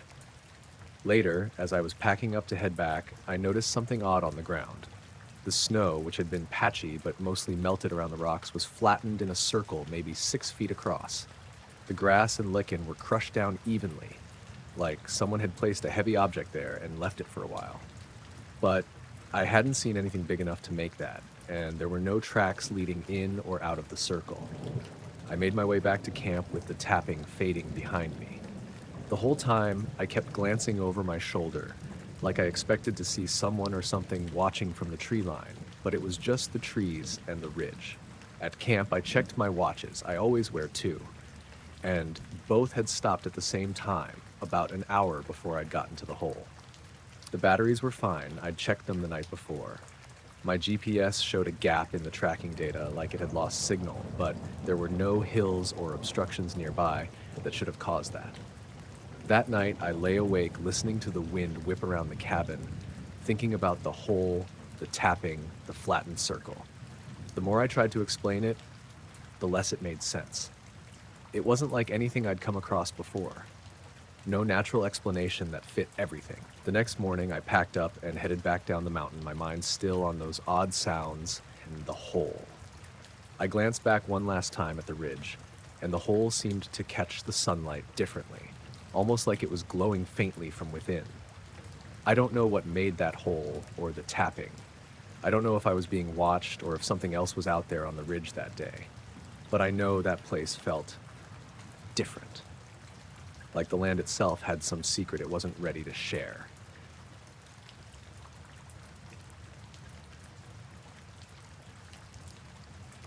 I was just coming out of one of those long, deep sleeps you get after a few days of hiking and working around the cabin. I woke up to that weird Alaska quiet, the kind where the snow muffles everything, but also makes every little sound sharp as hell. When I pulled back the curtain of the tiny window facing the clearing, I saw these impressions in the fresh snow right outside the cabin. And not just your regular animal tracks. They were big. Way bigger than a moose or a bear, and they weren't footprints exactly. More like these symmetrical indentations pressed into the snow, spaced evenly apart like some giant machine or object settled there. What really got me was that none of them led anywhere. No trails, no breaks, nothing. It was like whatever made them just appeared there and then disappeared without a trace. I rubbed my eyes, thinking maybe the light was playing tricks on me. But when I stepped outside, the cold hit me full on. And those impressions were still there. Clean edges, no snow blown in to fill them, like they were fresh and untouched. I circled around, trying to see if maybe there was something obvious I was missing, like a big animal that had moved away, but nothing. Just snow and those strange shapes. That's when I heard it, this faint, high-pitched whining sound riding on the wind. It wasn't steady, more like it would rise and fall, fading in and out, and it almost blended with the rustle of the spruce trees. I don't know why, but it set my teeth on edge. I'm used to odd noises out here, owls, the wind, the creak of ice, but this felt unnatural. Not loud, but definitely there, like it was coming from just beyond the tree line. I called out, hoping one of my neighbors might be close enough to answer, but all I got back was silence. I grabbed my old binoculars and scanned the tree line, half expecting to see someone or something, but nothing moved.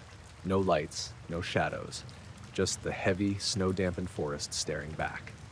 I went back inside, locked the door, and started going through the usual checklist. Radio, stove, firewood. The whining got softer as the day went on, and by evening it was gone altogether. Still, I kept looking out, waiting for something to show up, or for the prints to change. It didn't.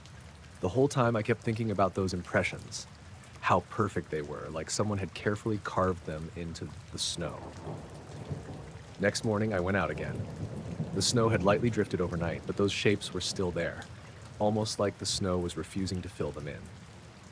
I followed the line of impressions to where the forest got thick, and at the edge, the snow looked scuffed, but again, no footprints leading into the woods. Just this odd, compressed patch, like something had brushed the branches or the ground but hadn't left a trace. That day, I spotted something else, tiny flickers of light between the trees. They weren't stars or the northern lights, just small pinpricks of light, steady and pale blue. They blinked on and off, sometimes clustered, sometimes alone, and never moved toward me or away. Just stayed there, watching maybe. The whole thing made my skin crawl, but I told myself it was probably some weird reflection or electrical thing from distant power lines. Except there aren't any power lines near this part of the Chugach. By the third day, I noticed my watch wasn't keeping time right. It'd run fast or slow in unpredictable bursts. Same with my phone. The clock would jump, then catch up again. I started losing chunks of time too, like I'd be standing outside looking at those prints or the woods, and suddenly it'd be hours later, with no memory of what happened in between. I tried recording the whining sound on my phone, but every time I played it back, the recording was silent or filled with static. And that high-pitched noise, I'd swear it was there 1 second, gone the next. That night, I finally sat by the window watching the tree line. The blue lights were back, flickering faintly in the distance, and the snow impressions looked deeper somehow, as if pressed further into the ground. The air felt heavy, like something unseen was watching me from the woods, but I didn't see anything move. I was halfway through another cup of coffee when the power flickered. My cabin runs off a generator, and it shut off for a few seconds before humming back on. During that blackout, I thought I caught a glimpse of a shadow crossing just outside the window, but by the time I looked again, nothing was there. I packed up the next morning, wanting out of there. When I finally left the clearing behind, I looked back once more. The snow impressions were still there, perfectly preserved, no footprints leading away or toward them. I don't know what I saw or heard out in those trees. Something definitely made those marks, and something made that sound. But what? I can't say. And I haven't gone back since.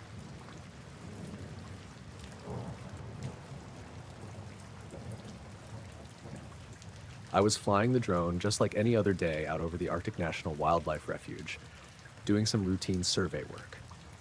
My name's Jesse Malloy, been a drone operator and wildlife tech guy for a few years now, mostly up here in Alaska. It's a job that's equal parts boring and breathtaking, honestly. 1 minute you're watching caribou graze, the next you're staring at endless tundra and snow-capped peaks. That morning, the sky was that clear, pale blue you get in early spring, and the air was cold but not bone-chilling yet. I launched the drone from the edge of the tree line near the Sagavanirktok River, hoping to get some fresh shots of the caribou herd moving south. The plan was simple: a slow grid search, logging movement patterns, and any unusual changes in the landscape. I kept the controller close, fingers warm inside my gloves. The drone climbed steadily, rising above the low spruce and birch trees, then over stretches of snow still stubbornly clinging to the ground. I watched the live feed on my tablet, the little machine moving smoothly over the frozen patches and rocky outcrops. After a bit, I noticed something off. The drone's signal got patchy, brief flickers in the video feed, and the GPS reading wobbled for a moment. Not unusual given the terrain, but it felt different this time. Like the signal wasn't just weak, but being messed with somehow. I thought maybe a dead spot or interference from the hills. I nudged the drone toward open tundra and the feed stabilized again. Then, almost out of nowhere, the screen went black. No warning, no loss of signal message, just a hard cut. The tablet froze, then the feed disappeared entirely. I tried to reboot the app, switched controllers, nothing worked. The drone kept flying, but I couldn't see a thing. The map still showed it moving, that I'd slowly drifting west over a patch of snow and low scrub. I felt that familiar spike of worry. Losing video isn't unheard of, but usually the drone comes home or lands safely. I hit the return to home button and started watching the map like a hawk. Minutes passed, the drone inching back closer to the launch point. Finally, it touched down quietly in the snow not far from where I was standing. Relief hit me, but I stayed cautious. I grabbed the drone and checked for damage. None obvious. Everything looked normal. The weirdness started when I pulled out the memory card. My tablet had automatically started downloading the flight logs, but the video file was corrupted. I tried a couple of different card readers, software, even my laptop back at camp, but no luck. The footage was scrambled, data missing. Then I managed to recover the last few frames, or at least what was left of them. And that's when I saw it. A flash of something impossible, glowing softly against the snow.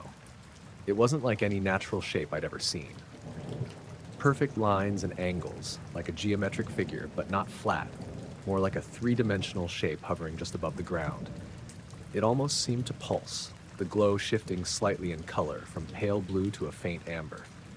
The thing was too bright to be a reflection, and the snow around it looked undisturbed, except for a faint glow spreading outward like a heat haze, but cold enough that the snow hadn't melted.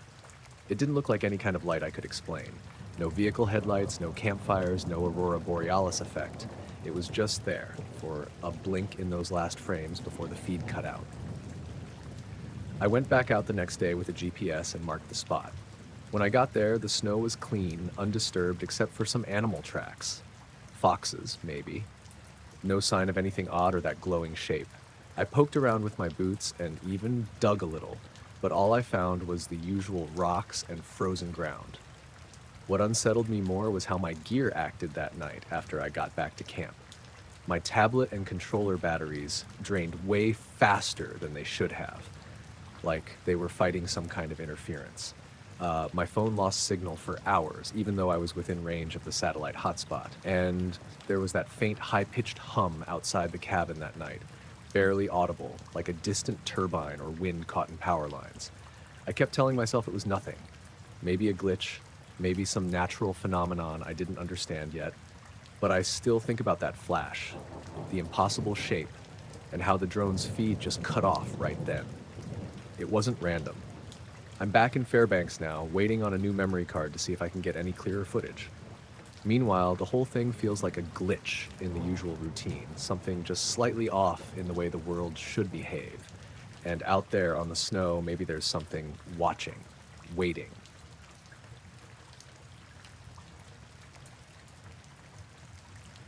I was hiking near Lake Clark, out in that quiet stretch of wilderness where the trees thin out and the mountains start rolling into the tundra.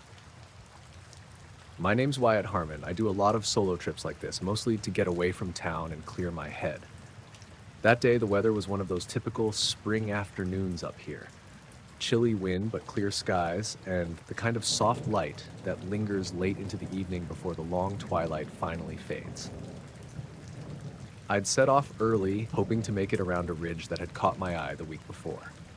I was planning on camping somewhere near a small creek marked on my map, but as I neared the top of the last incline, I noticed something odd. Just beyond the ridge, tucked into a shallow hollow, a cluster of lights was drifting slowly. They weren't bright, just faint glows in blue and green, flickering softly like they were underwater or behind some thin mist. The shape wasn't neat or symmetrical, more like scattered embers on a slow breeze, but they definitely moved, drifting, circling, sometimes clustering, then stretching out again. I stopped and watched for a minute, the cold air sharp in my lungs. It didn't look like any campfire or flashlight. No other hikers were around that I knew of, and the nearest cabin was miles off. I pulled out my headlamp and gave a quick flash toward the lights, just a short burst. That's when things got weird. The lights shifted, not like a normal object moving away or toward me, but they seemed to respond to my flash, changing their pattern, drifting opposite to where I pointed the beam. It was subtle, but definitely deliberate. almost like they were aware, watching, or playing. I froze, trying to make sense of it. The lights didn't get brighter or darker, and they didn't sound like anything. No crackle, no hum, nothing. Just drifting, slow, quiet. I flashed the headlamp again, slower this time.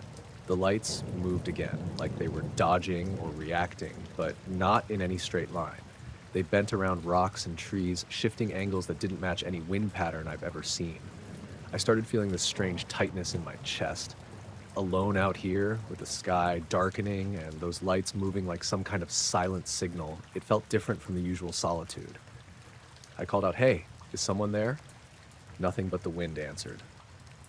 I kept watching as the lights moved, shifting positions, and then one by one they began to fade away, drifting farther behind the ridge until they were gone. I didn't sleep well that night. The next morning, when I checked the spot where I'd seen the lights, the ground looked normal. No signs of campfires, no footprints, no anything unusual, just untouched tundra and scattered rocks. But every time I think back to that night, I keep coming back to how the lights moved. Like they were alive in some way, responding. No idea what they were or why, but out there in the quiet, it felt like something watching me, waiting just beyond the ridge.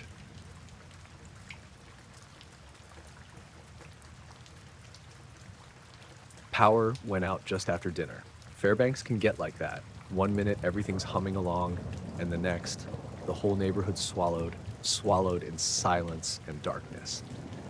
I'm Matt Olson, by the way, born and raised in this town, so I'm used to the cold, the long nights, and the occasional quirks that come with living up here. But that night was something else. It started about 7 p.m. I was sitting in my living room just finishing up a frozen pizza when all the lights flickered once and then died. No warning, no buzzing transformers or anything, just gone. I figured maybe a storm had knocked something out or the power company was having a hissy fit again. It happens more than you'd think. I grabbed a flashlight and went to check outside. The street was pitch black, the only illumination from the moon hiding behind thin clouds. No streetlights, no headlights, just the usual quiet that settles in when the city powers down. Then, from the corner of my eye, I noticed this bright light hovering maybe 30 feet above the road in front of my house. It was a sphere, perfect, like a glowing orb, and it wasn't moving at all. No blinking, no flashing, just a steady white-blue glow that lit up the street beneath it. At first, I thought it was a drone or some kind of spotlight from the neighbor's house, but everything else was dark, and there was no noise, no drone hum, no engines, not even the buzz of electricity like from a transformer. Just this silent light hanging there, like it was holding its breath. I pulled my jacket on and stepped out onto the porch, flashlight in one hand, phone in the other. I tried calling a few numbers to see if the outage was widespread, no signal. Then I tried to turn on the porch light. Nothing. All the electronics nearby were dead silent. I remember feeling this odd quietness, not just because of the blackout, but something about that light. It was so calm, like it didn't belong to the night at all. I pointed my flashlight directly at it and gave a quick flick, like a blink. The orb didn't blink back, but it shifted slightly, just a bit to the left, almost like it was aware I was there. I backed up onto the lawn, eyes glued to that glow. I wanted to call someone, anyone, but the signal was gone on my phone. The house phone was dead, and even the car key fob wouldn't respond. Then my digital watch stopped ticking. After maybe 5 minutes, maybe more, it's hard to say, the orb began to fade slowly, dimming until it was just a faint shimmer and then nothing. The power didn't come back right away either. It was still out for a solid half hour after the light disappeared. When the lights finally flickered back on, everything snapped back to life. The clock on the microwave, my phone signal, even the car key fob beeped like nothing had happened. I was standing there on the porch feeling like I'd just seen something impossible but completely silent. I never saw anything like that before or since. No fireflies, no drones, no planes, just that sphere, glowing, quiet, and then gone. I told a few people in town the next day, but most just smiled and said, probably just a weather balloon or some military testing. Maybe. But if it was, why did all my electronics die? And why didn't it make a sound? I keep thinking about how still it was, how the air seemed to hold itself tight around that thing. It wasn't threatening, but it wasn't normal either. It was like the whole world paused just long enough for me to see something I'm still not sure I saw. I'm back to the usual routine now, but sometimes when the power flickers or the night gets extra quiet, I find myself looking up, wondering if that light's still out there, just watching.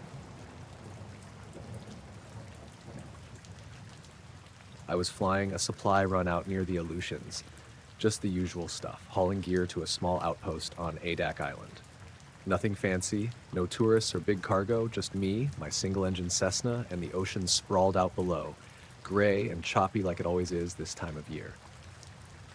My name's Cole Harper, born and bred in Anchorage, but I've been flying these routes for years, so I know these skies like the back of my hand. The weather was on the rough side that afternoon, clouds hanging low, gusts swinging the plane like a toy. Nothing I couldn't handle, but it meant I was sticking close to the coast rather than pushing out over the open sea. I was cruising at about 4,500 feet, scanning for turbulence pockets and keeping an eye on my instruments. Then, out of the corner of my eye, I spotted something odd. At first, I thought it was a weird cloud reflection or maybe a distant fishing boat with some lights, but it wasn't. This thing was moving, slow and deliberate, cutting through the wind in a way that didn't make sense. It was flying against the gusts, smooth and steady, not wobbling or buffeted. I banked the plane to get a better look. It was about a mile off my left wing, maybe a little further. The shape was all wrong for any plane I'd ever seen. No wings, no tail, no visible prop or jet engine. More like an elongated oval, but sharp on one end, with a dull metallic sheen that caught the fading sunlight just right. It didn't hum or roar. There was no sound at all, just silence. I called it in on the radio, the usual frequency for the route. Control, this is 9 Tango.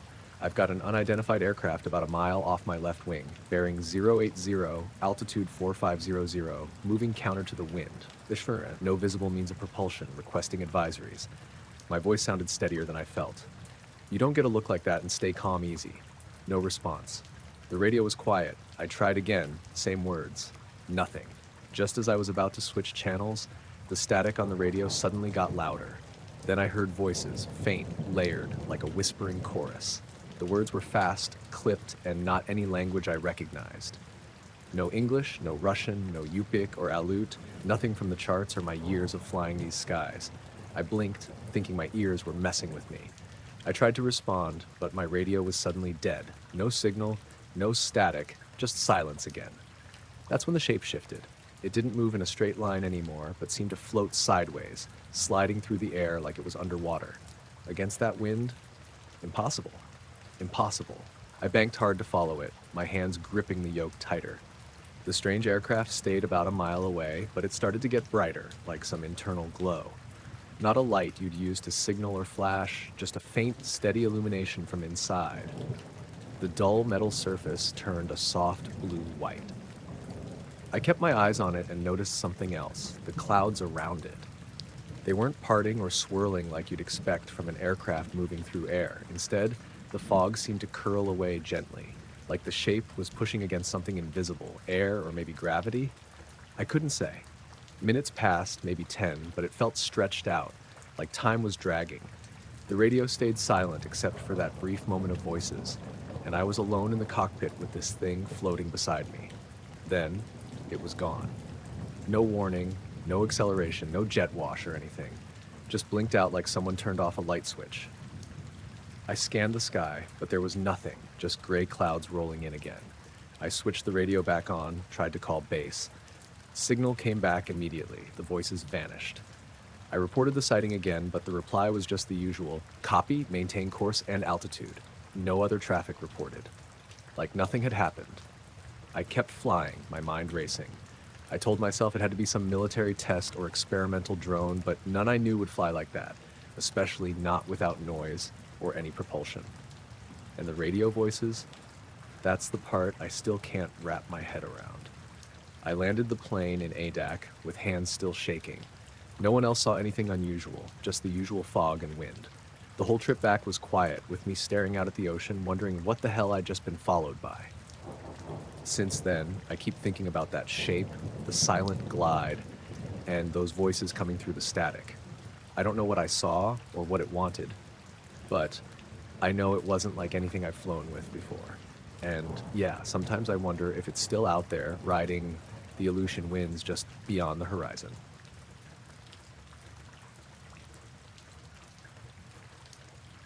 I was stationed out at the Tustamena Weather Observatory for the better part of 2 months that spring, just me and the gear out on the southern Kenai Peninsula. The place is tucked away on a ridge surrounded by dense spruce and alder, overlooking Tustamena Lake. It's about as remote as you can get without being off-grid entirely.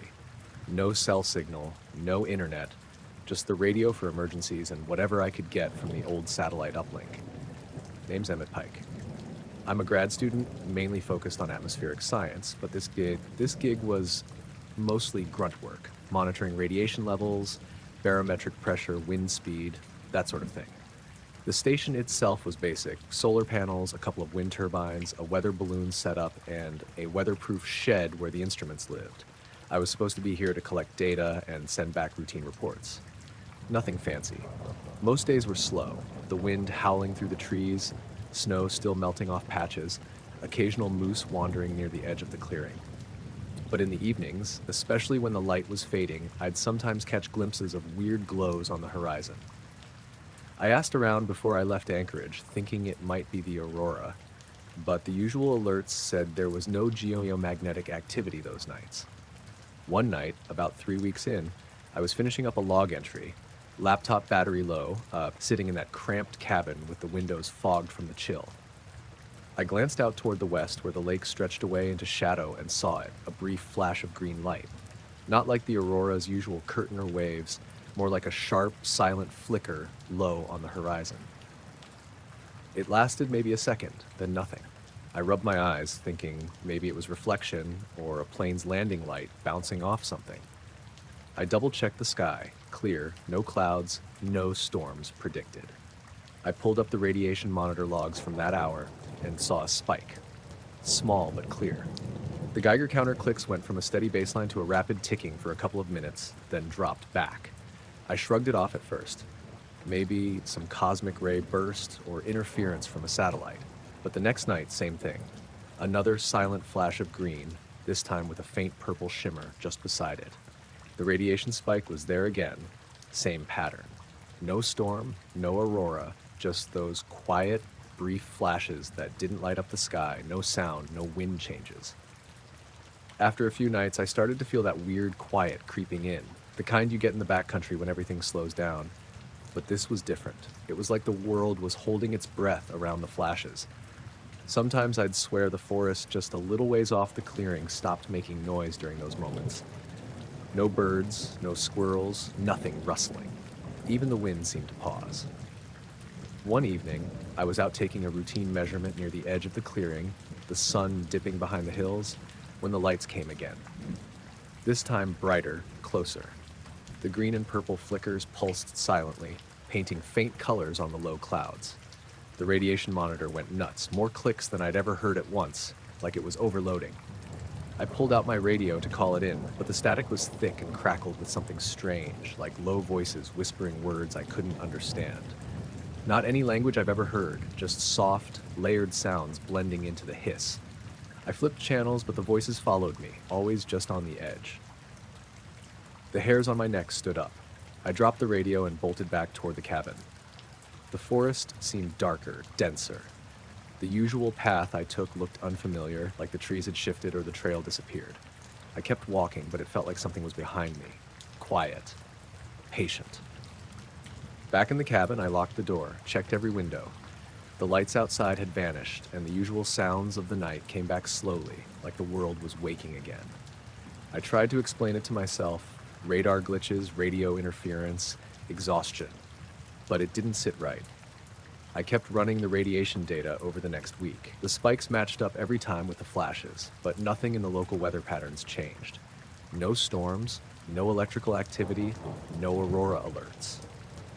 Then I noticed the instruments themselves started acting weird. The temperature sensors sometimes read impossibly high or low, only to snap back to normal after a few seconds. The wind speed gauge showed sudden gusts when the air was still. The GPS coordinates of the station on my handheld shifted by a few meters, then corrected themselves. One night, during another flash, I heard footsteps outside. Slow, deliberate, but no one was ever there when I looked. The dogs from the nearest homestead barked, but those were miles away. I stayed the full 2 months, logging everything as best I could. The flashes continued, always silent, always brief, always tied to those radiation spikes and strange instrument glitches. When I left, I felt a weight in my gut, a sense of something watching from the ridge. Whatever it wasn't natural, but it wasn't loud or violent either. Just quiet, patient, and impossible to pin down. Back in town now, the data's still a mystery, and the recordings of those radio whispers, well, I keep replaying them, hoping for something that makes sense. I don't have answers. Just those nights on the ridge, the silent flashes, and the feeling that some part of the world out there doesn't quite follow the rules.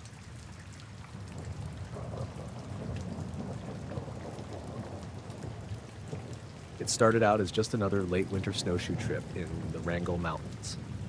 I'd been itching to get out for a couple days, away from the noise of town and the usual grind, so I packed light and headed up a side trail I hadn't been on before. Name's Jessa Cole, born and raised in Glenallen, so I'm no stranger to the backcountry. Snowshoeing this time of year is a pain sometimes. Deep snow, bone-chilling wind, but that's part of the deal if you want to feel like you're alone. The air was crisp, just below zero, with a steady breeze coming off the Chitina River Valley. I was maybe 3 miles from the highway, wandering where the trees started to thin out and the mountains loomed a bit closer. The sky was overcast, low clouds pressing down on the peaks, making everything feel quieter, heavier somehow.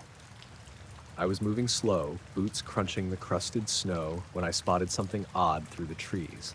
It looked like a small clearing, maybe 20 feet across, but what caught me was how perfectly round it was. Circular patches in the forest aren't unheard of, maybe a place where a tree fell or some animal's den, but this one was too precise, like someone took a giant cookie cutter and punched it out. Curious, I pushed closer and found the center of the clearing was a patch of ice, crystal clear and glassy, with no snow on it, which was strange enough. But the weirdest part was the way pine needles were arranged all around the ice, pointing straight out from the circle like spokes on a wheel. Not scattered randomly, not piled by the wind, but carefully aligned outward in neat little rows. I knelt down, brushing snow off one of the pine needles. It felt dry, brittle, but the air right above the ice was different. Warmer. Not hot, just noticeably warmer than the freezing temperatures around. I held my hand close, and even though frost clung to the branches nearby, the patch of air right there felt like it was holding on to a faint heat. I stood up and listened. At first it was just the usual creaks and groans of the forest settling in winter, but then I caught it, a low, almost imperceptible humming. Not like an engine or an animal, more like the vibration of a tuning fork or a distant power line, but quieter. I had to lean in close to hear it. I looked around to see if there was something I was missing, maybe a generator or radio tower, but nothing. Just trees, snow, and that weird little circle. I tried to keep it together. Thought maybe it was my brain playing tricks after being out in the cold so long. I set my pack down, took a swig of water, and looked again at the ice patch. It didn't crack or melt, but the surface shimmered slightly, like the light was bending weird, so almost like it was a thin sheet of glass over something else. I took out my phone to snap a picture, but the screen flickered, dimmed, then went black. That's when I noticed the faint humming got louder for a moment, then stopped abruptly. I tried turning the phone back on, no luck. I fiddled with the flashlight app, which wouldn't turn on either. A slow, sinking feeling started settling in my gut. Something about this place was off, and I didn't like it. I grabbed my pack and started back the way I came, but the woods seemed different somehow, quieter, but also denser. The usual sounds of birds or squirrels were missing. Even the wind seemed muffled, like the forest was holding its breath. After maybe 10 minutes, I stopped to catch my breath and noticed the sun was dipping lower, even though I hadn't checked the time. My watch worked fine, so I pulled it out. Almost 2 hours had passed, but it felt like maybe 20 minutes since I'd been at the ice patch. That threw me off. I mean, time can drag or speed up when you're out in the wild alone, but this was different. I usually keep pretty tight track of my trip times. I shook my head and kept moving, trying not to let the weirdness creep in too deep. My phone still wouldn't turn on, and my GPS was acting funny, showing I was a few hundred feet off the trail, even though I hadn't strayed. Then I thought I heard footsteps behind me. Not animal, too heavy and slow to be a squirrel or bird. I stopped, heart pounding, and listened. Nothing. Maybe it was the wind shifting snow on branches, but I swear I felt eyes on me. I quickened my pace back toward the main trail, but the longer I walked, the more I felt like I was being watched. No sudden movements, no loud noises, just a presence I couldn't shake. When I finally broke through to the main trail, the forest seemed to relax. The sounds came back, the distant call of a raven, the scrape of wind through the spruces. My watch matched the time on my truck's dashboard, and my phone booted up once I got a signal near the road. I locked the truck doors, took a deep breath, and glanced back at the trees where that clearing was. The sky was fading to twilight, but I thought I saw a faint shimmer in the distance, like a light flickering deep in the woods. I drove home slow, eyes on the road, but my mind stuck on that circle of ice and the rows of needles. Something about it didn't make sense. How neat, how warm, how silent everything was. I keep thinking about the humming and how the time got all screwy and that feeling of being watched. I don't know what I stumbled onto that day, but I'm pretty sure it wasn't natural. Whatever it was there, and it noticed me, and I can't quite shake that.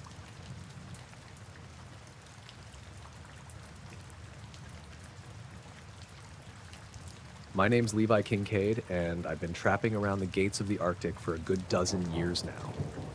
I'm from Fairbanks originally, but this patch of wilderness, somewhere near the Noatak River, is where I've always worked during the winter. It's a tough country, but I like the solitude. Most folks don't go this far out unless they're used to it. It's quiet, too quiet sometimes. That last run I made, I was checking my traps over 3 days, spread out along a stretch of spruce and birch. The weather was colder than usual, biting wind that made your nose sting through your balaclava. I carried my usual gear, steel traps, bait, a couple of snares, and my old Winchester. I wasn't expecting anything out of the ordinary, just hoping to catch enough for a good payday come spring. On the second day, I noticed something odd right off the bat.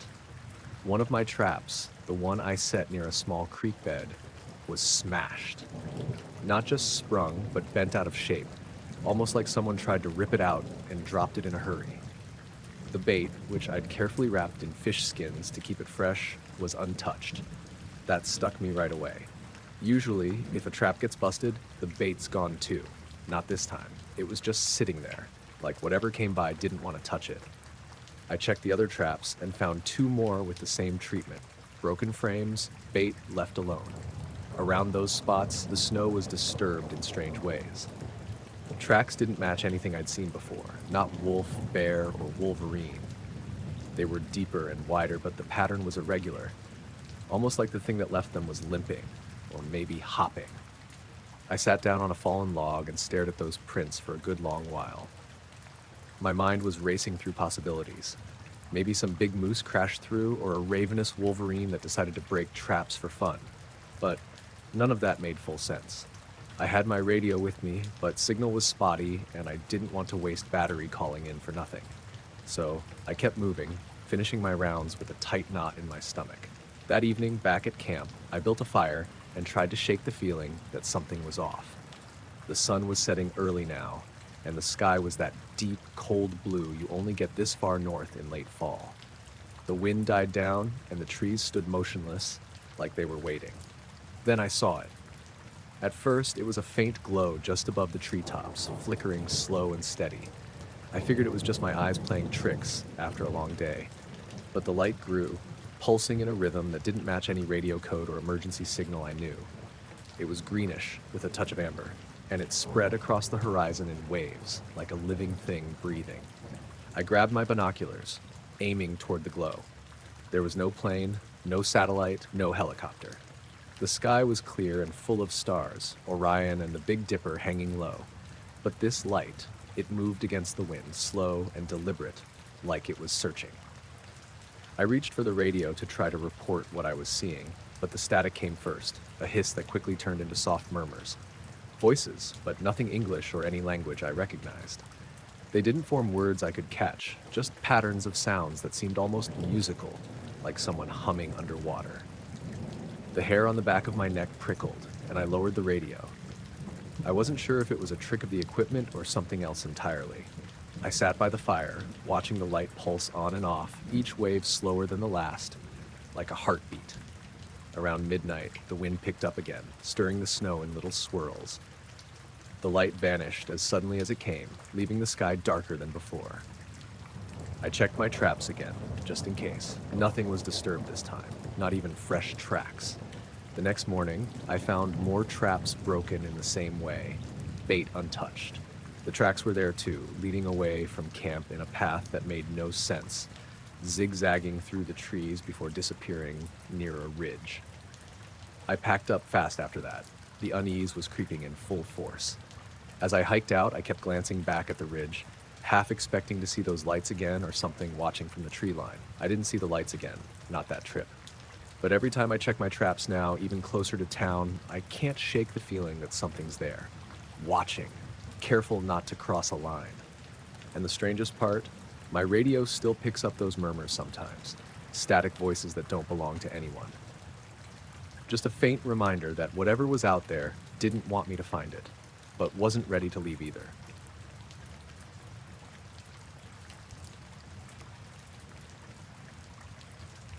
My name's Pete Callahan, and I live in Anchorage. I'm just your average guy who's been into stargazing since I was a kid. Nothing fancy, just a decent telescope, a notebook, and a couple of star charts I picked up over the years. I don't have any fancy degrees or anything, but I know the night sky well enough to spot things that don't belong. This whole thing happened back in late September last year. Early fall, the nights were already getting long, and the skies out here were crystal clear, good conditions for observing. I was out on my back deck about 10 p.m. setting up my scope for a session. I usually pick out some constellations or track the International Space Station when it passes, but that night I was just scanning the sky, trying to catch something interesting. I spotted it right away, a tiny bright dot moving way too fast for a satellite or plane. It zipped across the sky from northeast to southwest in just a couple of seconds. At first, I thought it was a shooting star, but the speed was off. It moved smooth and steady, not a quick flash, and it didn't burn out or fade, just a steady, bright pinprick darting across the sky. Curious, I grabbed my scope and tried to track it, but by the time I centered on where it'd been, it was gone. Just black sky. I fiddled with the telescope's controls, trying to predict where it might go next, but it wasn't coming back. I was thinking maybe I imagined it until I checked my star charts. I've got an old laminated one from a local bookshop, plus a few printouts from online catalogs. I used those to recalibrate my scope and make sure everything lined up. That's when things got strange. Right in the path where I'd seen the object moving, there was this patch of sky that didn't make any sense. According to every chart I had, whether printed or digital, there shouldn't have been anything there. No stars, no nebula, no galaxies, just blank space. But when I zeroed in on that area through the scope, there was definitely something there. A cluster of faint points of light, densely packed, unlike any cluster I'd ever seen or heard of. It looked like a star cluster, but it wasn't labeled on any chart or catalog I own. Nothing from Hubble's lists, nothing in the NASA databases I'd pulled up months ago. I double-checked everything, restarted my software, recalibrated the scope, even swapped out the eyepiece. Same result. That cluster was there, glowing faintly but clearly in the exact spot where nothing should be. I figured it was some kind of glitch in the software or maybe a weird atmospheric effect. But the more I watched, the more I noticed that the object, the fast-moving dot, was traveling directly toward or across this cluster. It almost felt like it was headed there deliberately. I tried to take photos through the scope with my phone, but the images didn't come out right. The cluster just showed as a fuzzy blur, nothing sharp. The weird thing was, the cluster wasn't on any star maps embedded in my phone's astronomy apps either. It was like this thing was off the record, uncharted. The next few nights, I kept coming back to that spot. Sometimes the cluster would seem brighter, sometimes dimmer, but it was always there. And once or twice, that fast-moving object showed up again, streaking across the sky, crossing paths with the cluster. always fast, always too precise to be a satellite or airplane. I told a couple of friends at the local astronomy club. They thought maybe I was seeing a new comet or some kind of unknown satellite, but no one else had spotted anything. The club's main telescope is way more powerful than mine, and they track near-Earth objects regularly. No reports, no alerts, nothing. One night, about a week after the first sighting, I stayed out late trying to get a better look. The air was cold, that sharp Alaska kind of cold that sneaks past your jacket if you're not careful. I'd set up some extra lights around the deck, but I kept my eyes on the sky. That night, the cluster looked different, more defined somehow, and the fast object came through again. But this time, as it passed near the cluster, the stars seemed to shimmer and shift, like they were bending around something invisible. It wasn't a flicker or twinkle like normal stars. This was more like a subtle distortion, a warping of the light. I blinked a few times, thinking it was just my eyes playing tricks. But when I looked back through the scope, the effect was still there, and the fast object seemed to slow, or maybe just pause for a split second near the cluster. The radio in the cabin, which I'd left on low volume, suddenly crackled with static. That was odd. There's no signal for anything out there at night, just a faint background hiss. But that night, it broke into little bursts, like someone was trying to call out, but the signal kept cutting in and out. I sat there frozen for a moment, not sure what to think. When the crackling stopped, the fast object shot off again, disappearing into the black beyond the cluster. After that night, the cluster didn't show up again on any charts or in any online searches. The fast-moving object vanished too, no sightings in weeks. I kept checking the spot regularly, hoping to see either one again, but it's been quiet since. Sometimes I wonder if what I saw was some kind of new astronomical phenomenon nobody's discovered yet. Or maybe something else entirely, something that just slips in and out of our view. I'm still not sure what I was watching that night, just that it wasn't anything I can explain, and it didn't behave like anything I know in the sky over Anchorage. And it's the kind of thing that makes you look up a little longer, wonder what else is out there that we're not supposed to see.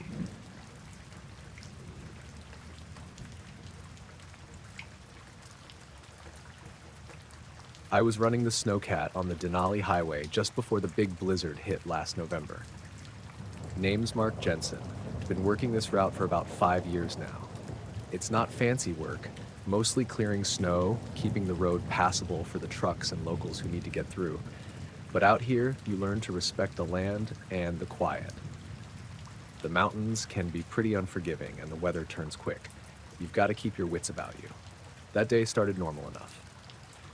I was about halfway through my shift, clearing a stretch of road just past Teclonica River. The sky was mostly clear, cold and crisp, the kind of blue you don't see anywhere else. I'd been running the cat slow, just breaking the fresh powder from an earlier snowfall. I remember it was one of those afternoons where the sun's low, casting long shadows across the snow, the kind of light that makes the whole place look surreal. I was halfway up a gentle incline when something caught my eye. Off to my left, reflected in the snow right beside the tree line, was this shape. At first, I thought that it was some kind of weather balloon or maybe a low-flying drone, but it wasn't moving, not a sound. It just sat there, perfectly still, and the reflection on the snow made it look like it was almost floating. It was about the size of a small truck, but shaped kinda odd. No windows or visible seams, just a smooth, rounded surface that reflected the pale sky back at me. The color was strange too, like a dull silver, but somehow darker than anything I've seen. The snow around it looked untouched, like it hadn't melted or been disturbed. I shut the engine off and leaned out the cab to get a better look. The silence was thick. No wind, no birds, nothing. Just that eerie quiet you get right before a storm blows in. I glanced down at the dashboard. The gauges were flickering. Weird. The radio crackled and went dead. The GPS screen blinked out too. I poked at the controls, but nothing responded. Just static and black screens. That low hum started then, real subtle at first, like the engine idling somewhere far away, but deeper and more constant. It wasn't coming from the Snowcat, I was sure of that. It seemed to vibrate through the ground, the snow, even the air around me. I rolled down the window a little to listen, but the hum didn't get louder or quieter. It was just there.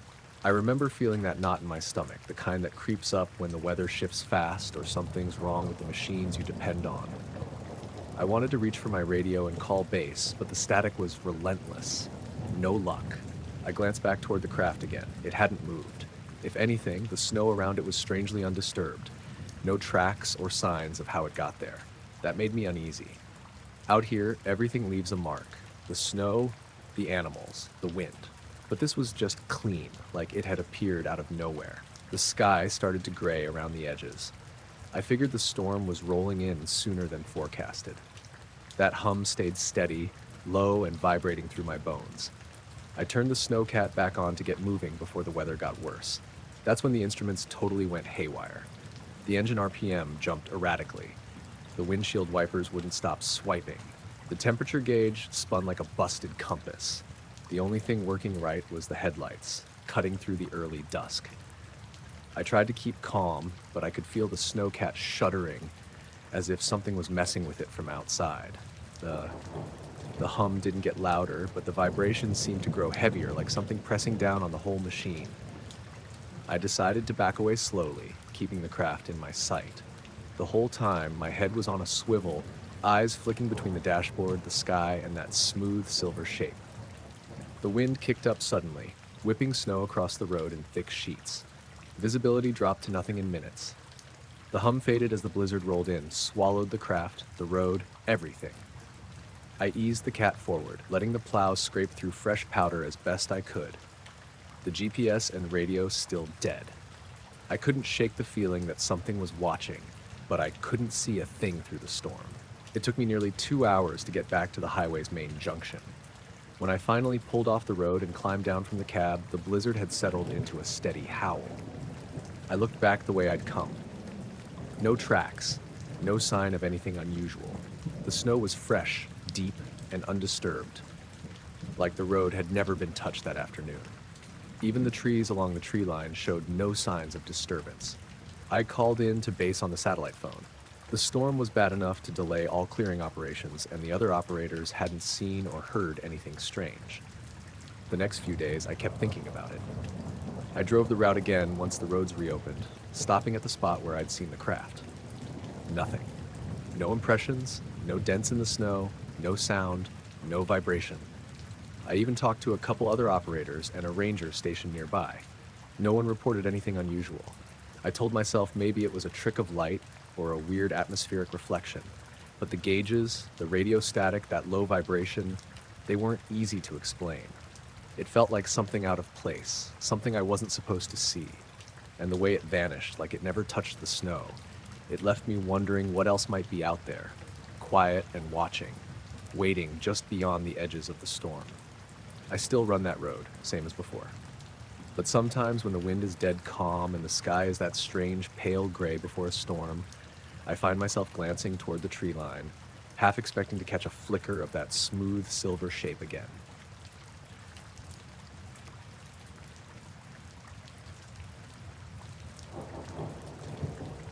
I was driving the snowcat on the mountain road outside Talkeetna, clearing snow for the forestry crew that was supposed to start their spring work the next morning.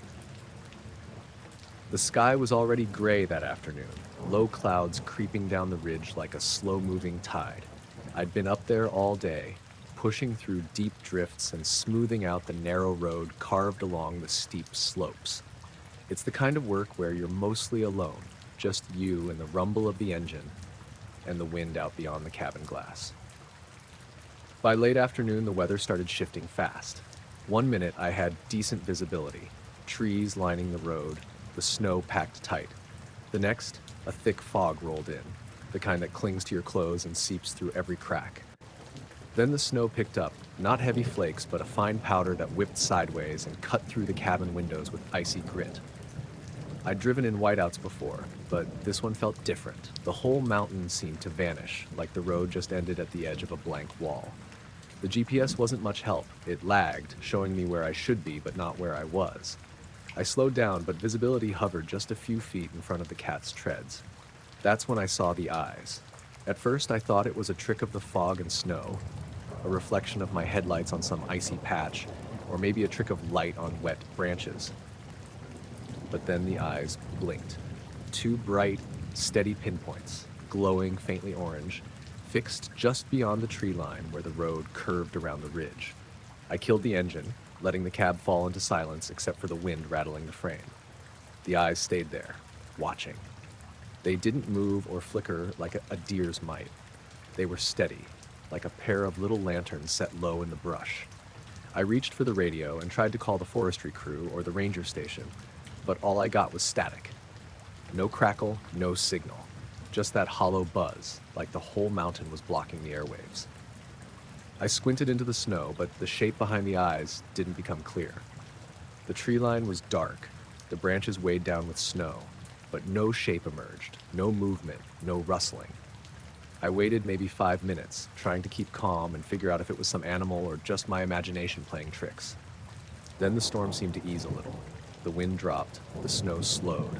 I turned the engine back on, feeling that unease that comes when you realize something isn't right, but you can't quite say why. I edged the cat forward carefully. When I got closer to where the eyes had been, there was nothing. No tracks, no broken branches, no sign anything had been there at all. That part stuck with me. I know mountain critters, moose, wolves, lynx, they all leave prints in the snow. But that spot was just untouched powder, perfectly smooth, like the eyes were watching from somewhere invisible. I told myself it was some reflection, or maybe a fox's eyes caught in the light. But foxes don't stay still for minutes, especially not in a blizzard.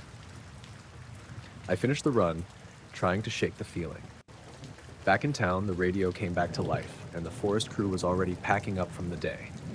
They didn't believe me when I told them about the eyes, said I was tired or seeing things after too many hours in the cat. But I kept thinking about it. The way those eyes didn't move, didn't blink, didn't react when I made noise, like they were waiting. The next day, I went back up the road on foot during daylight. The snow was soft and fresh, no sign of any tracks near where I'd stopped the cat. The trees were quiet, no broken branches or signs of disturbance. I looked for whatever it was, but I found nothing. I didn't want to tell anyone else about it after that. I've worked these mountains long enough to know when you bring stuff like that up, people start looking at you sideways. But I still think about those eyes sometimes, just glowing there in the whiteout, watching and waiting for something.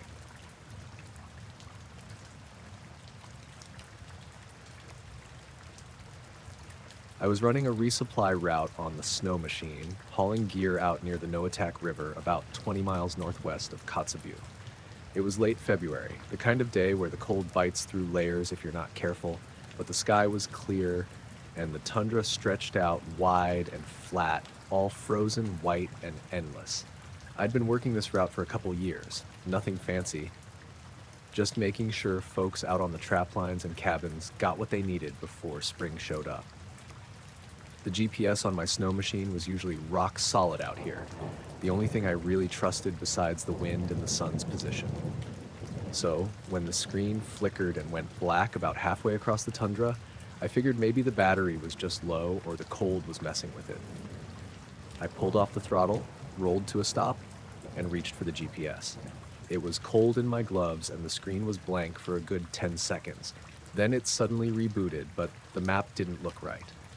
Instead of my position on the tundra trail, the marker was pinned on the frozen Noatak River itself, several miles south from where I actually was. I blinked and looked up, scanning the horizon. The river's about half a mile wide there, usually pretty smooth ice this time of year. It wasn't like I was anywhere near it. My gut told me the GPS was glitching, but something about that spot caught my eye. There was a faint flicker of light on the ice, far enough away I couldn't make out exactly what, but it wasn't the usual reflection of sunlight or the glow from distant cabins. The lights pulsed quietly like someone holding a flickering lantern or maybe a campfire caught in the wind. But the color was off, more bluish green than warm. I pulled the throttle back, heading closer to that spot. As I got nearer, the GPS suddenly switched back to showing my correct position, but the flickering light stayed there, just on the edge of visibility. I slowed down and stopped about 200 feet from the riverbank, cutting the engine. The tundra was dead quiet except for the faint hum of the snow machine cooling down. I turned off the headlights and stared out over the ice. The lights weren't moving, but they didn't feel natural. No flames or shadows, just that odd shimmer. I reached for my binoculars and scanned the area, but the glare off the ice made it hard to see details. The light seemed to shift, almost like it was breathing. I leaned back, unsettled. I checked the GPS again. No issues this time, and the signal bars were full. Still, the glitch stuck with me. That spot on the river where the lights flickered wasn't anywhere marked on my maps as a cabin or fishing hole. I decided I wasn't sticking around. There's always been stories around here about strange things seen on the tundra or frozen rivers, but most are just that. Stories. I was practical, cautious, and knew better than to get spooked by a few lights.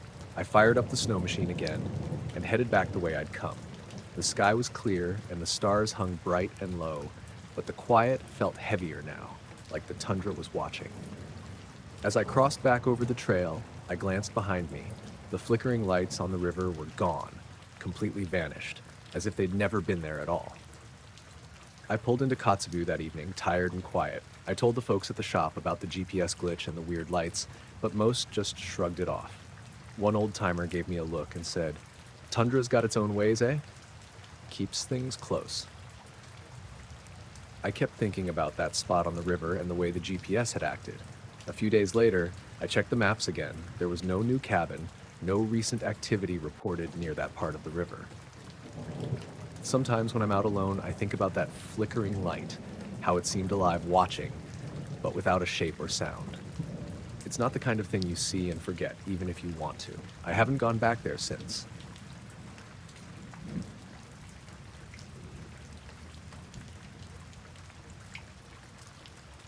I was out near Denali, camped just a few miles from the park boundary, doing a solo trip to get some shots of the late summer light on the tundra and spruce.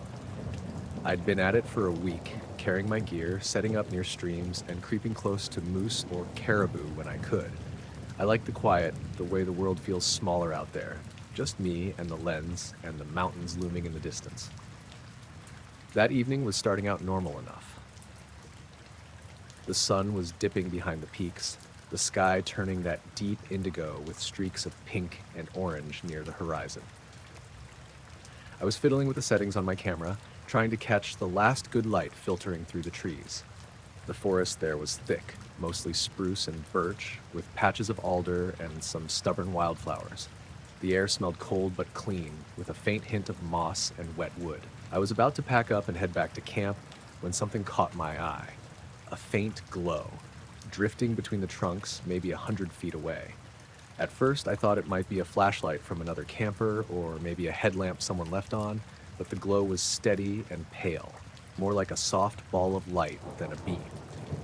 I lifted my camera and snapped a few shots, thinking maybe it was just some kind of reflection or bug.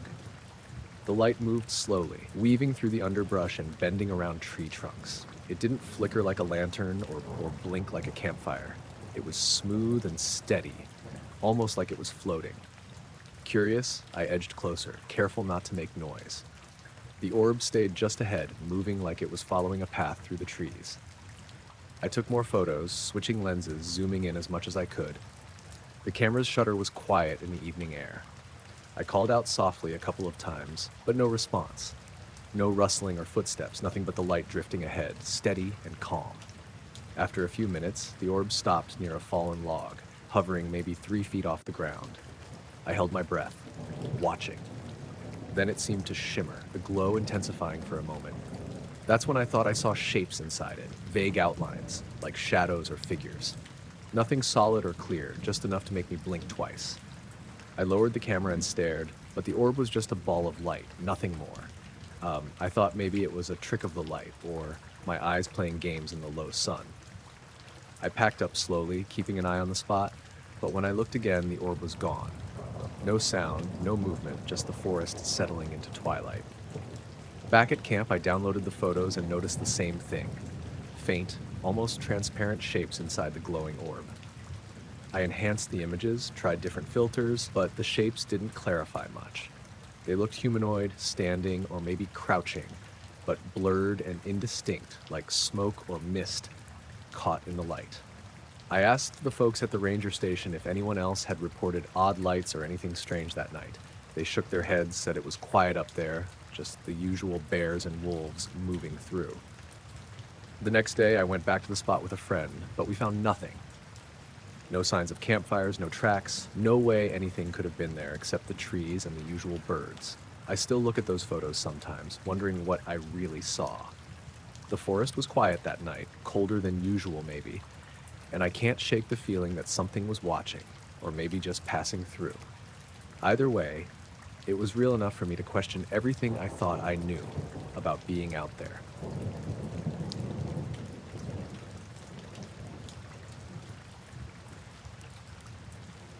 The morning had been thick with fog, the kind that sits low and heavy over the water, swallowing up the horizon and making everything beyond a few feet feel like a dream. I was out on the inlet about 10 miles from King Salmon, doing what I've done for most of my life, checking crab pots. The boat was small, sturdy, and familiar, the one my dad left me, and the engine's steady hum was the only sound cutting through the gray silence. It was just past first light, and the fog had rolled in overnight. I'd never been one for worrying about weather too much. This was Alaska, after all. Fog came and went like the tide, nothing unusual. But there was something about that morning that felt different, like the air was holding its breath. I was about halfway through my line of pots when I noticed it.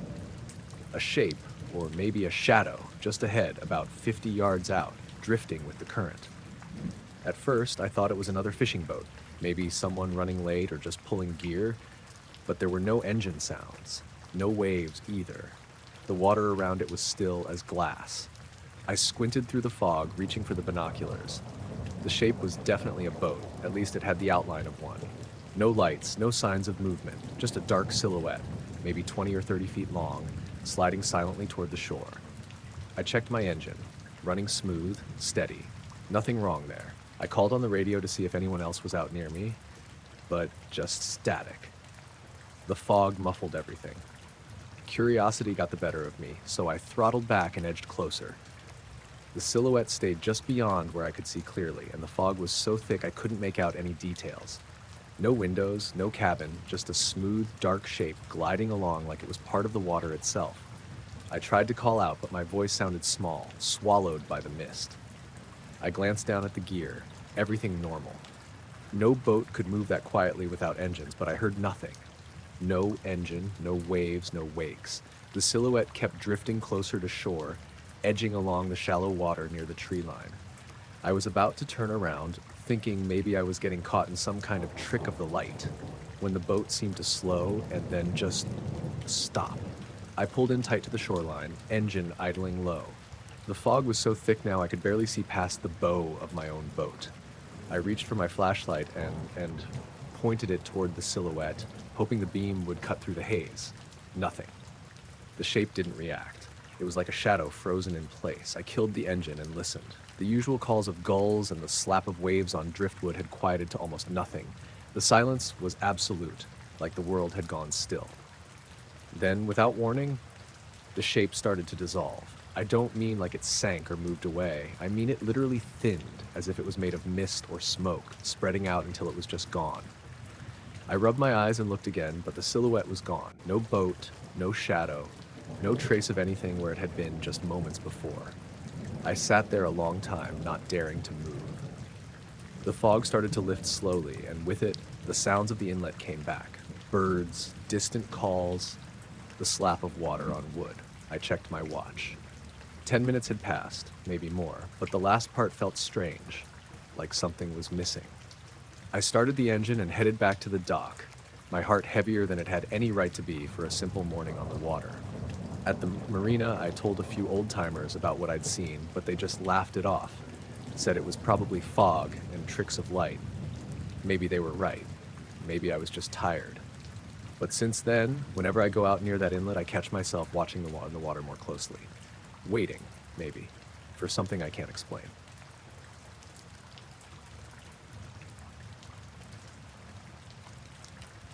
Name's Eric Olson. I fish around Kodiak Island, mostly salmon and halibut. Been doing it since I was a kid. It's quiet work, long days on the water, lots of time to think. Last summer, something happened that's been gnawing at me ever since. I still don't have any clear idea what I saw or what it means. It started on a slow morning out near the western edge of the island. The sea was calm, glassy even, and the fog was just starting to lift.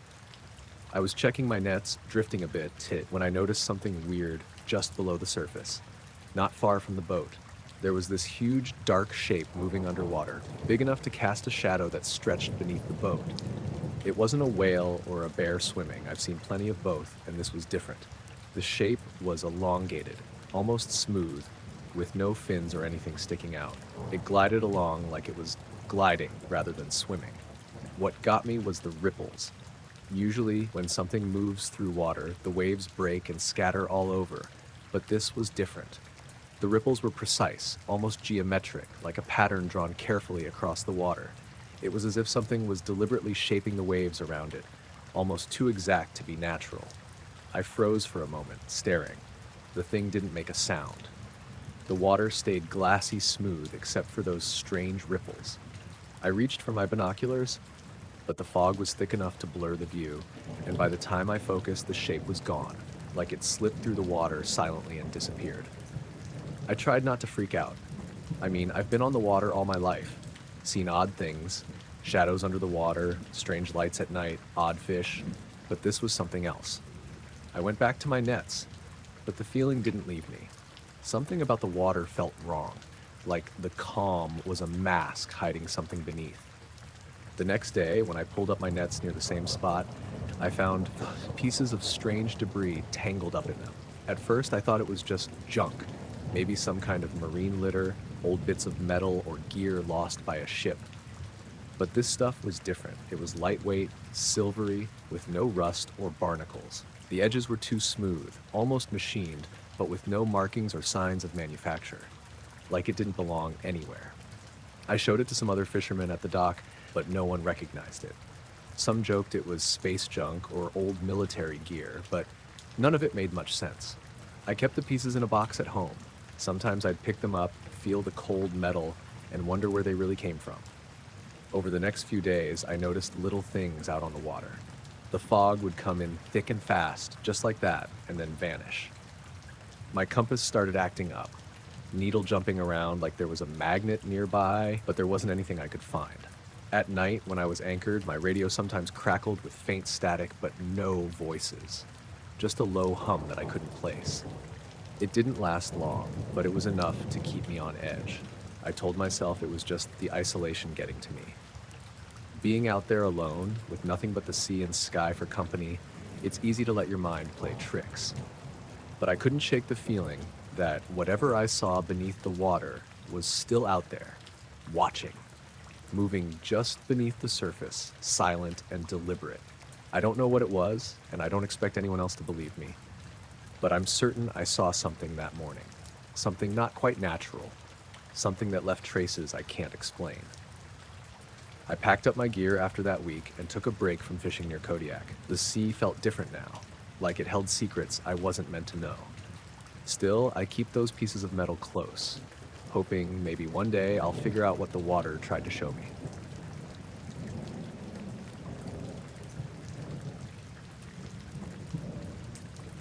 Name's Luke Jensen.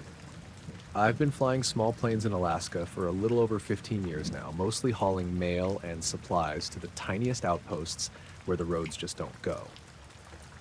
Last fall, something happened during a routine flight that I still haven't figured out, and honestly, I'm not sure I want to. It was late September, and the days were already shrinking fast.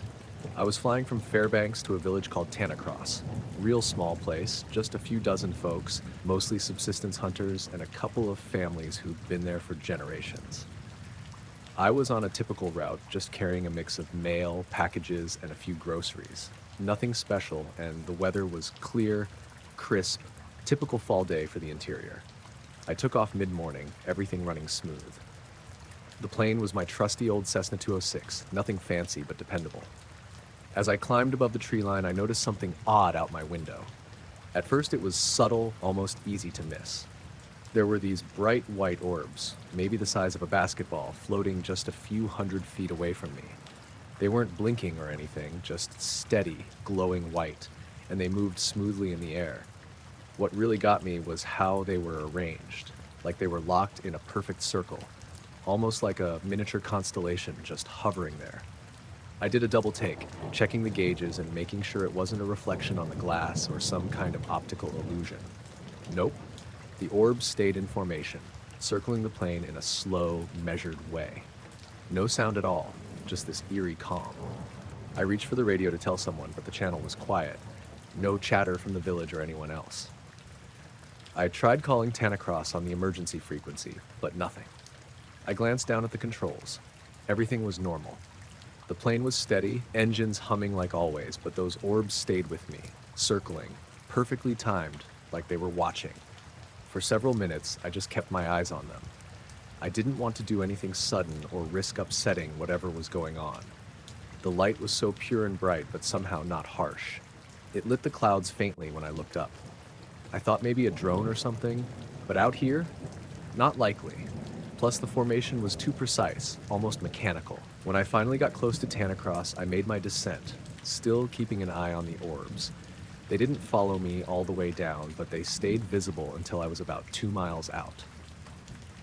I landed on the gravel strip, taxied to the small airstrip building, and shut down. The village was quiet, as usual. I asked around casually about the orbs, bringing it up like a joke. Did anyone see those bright lights out by the plane? I asked one of the elders at the general store. He looked at me blankly, shaking his head. Lights? No, Luke. Nothing like that. A couple of other folks shrugged and said they hadn't noticed anything strange.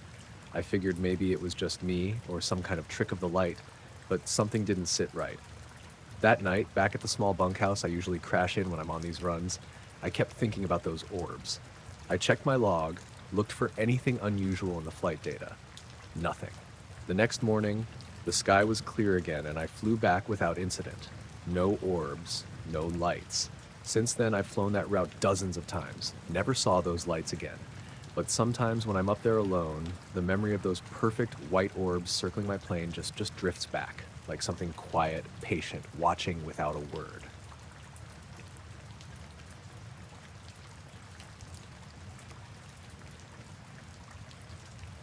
I was out on Swan Lake with my buddies Mark and Dave, trying to get some ice fishing in before the freeze really set in. It was early November, cold enough that the ice had thickened up good, but not quite solid all the way through yet. We'd been checking the spot near that little island in the middle where the fish usually bite best. Pretty standard stuff, nothing fancy, just a few holes drilled through the ice, shacks set up with heaters, and some rods balanced on homemade stands. That day was one of those quiet, gray days that make the whole world feel sort of muted. The kind where the clouds hang low and heavy, and the trees around the lake look like black shadows against the dull sky. We'd been chatting about the usual, work, the upcoming hunting season, whether the snow was going to stick this year, but there was this stillness in the air that I couldn't quite shake. I remember Dave was the first to hear it. We were sitting in our little shack when he paused, eyes narrowing. "Did you guys hear that?" he asked. "Hear what?" Mark said, looking up from his bait. "That thump, like a heartbeat, but under the ice." I thought maybe he was joking at first, like when you imagine hearing things out here, when you're alone for too long. But the sound was there, a steady, rhythmic thump, thump, thump, almost like something was pounding beneath us. We stopped what we were doing and listened. The shack was quiet except for the soft hum of the heater and the distant wind moaning through the spruce. Then the sound came again, louder this time. Thump, thump, thump. It didn't seem like it was coming from anywhere around us, but from under the ice itself. Mark shrugged it off, saying it was probably the ice settling or some wildlife moving around underneath. But it didn't feel natural. That rhythm was too steady, too deliberate. Curiosity got the better of us. We grabbed our augers and drilled another hole right where the sound seemed strongest. When the ice finally gave way, we peered down, and, well, that's when things got weird. Underneath the cracked ice, deep below the surface, was this disc. It was perfectly round, smooth, and had this dull metallic sheen, not rusty or scratched, like it had never been in the water before. It was way too perfect to be natural and nothing I'd ever seen on the lake. No markings, no rivets or bolts, nothing to suggest it was man-made. We were all quiet for a minute, staring down at it, the only sound the faint drip of water from the hole and the distant call of a raven. The disc looked embedded just below the ice, but it didn't look like it belonged there. Dave broke the silence. Should we try to pull it out? I wasn't sure. It felt wrong somehow, like disturbing it might mess with something we couldn't understand. But Mark was already tying a rope around it. We tried pulling, but it wouldn't budge. The disc was heavy and locked in place by the ice around it. The light had started to fade and the cold was creeping in, so we called it a day and headed back to the truck. The disc was still there, silent and unyielding beneath the ice. That night at the cabin, I couldn't sleep.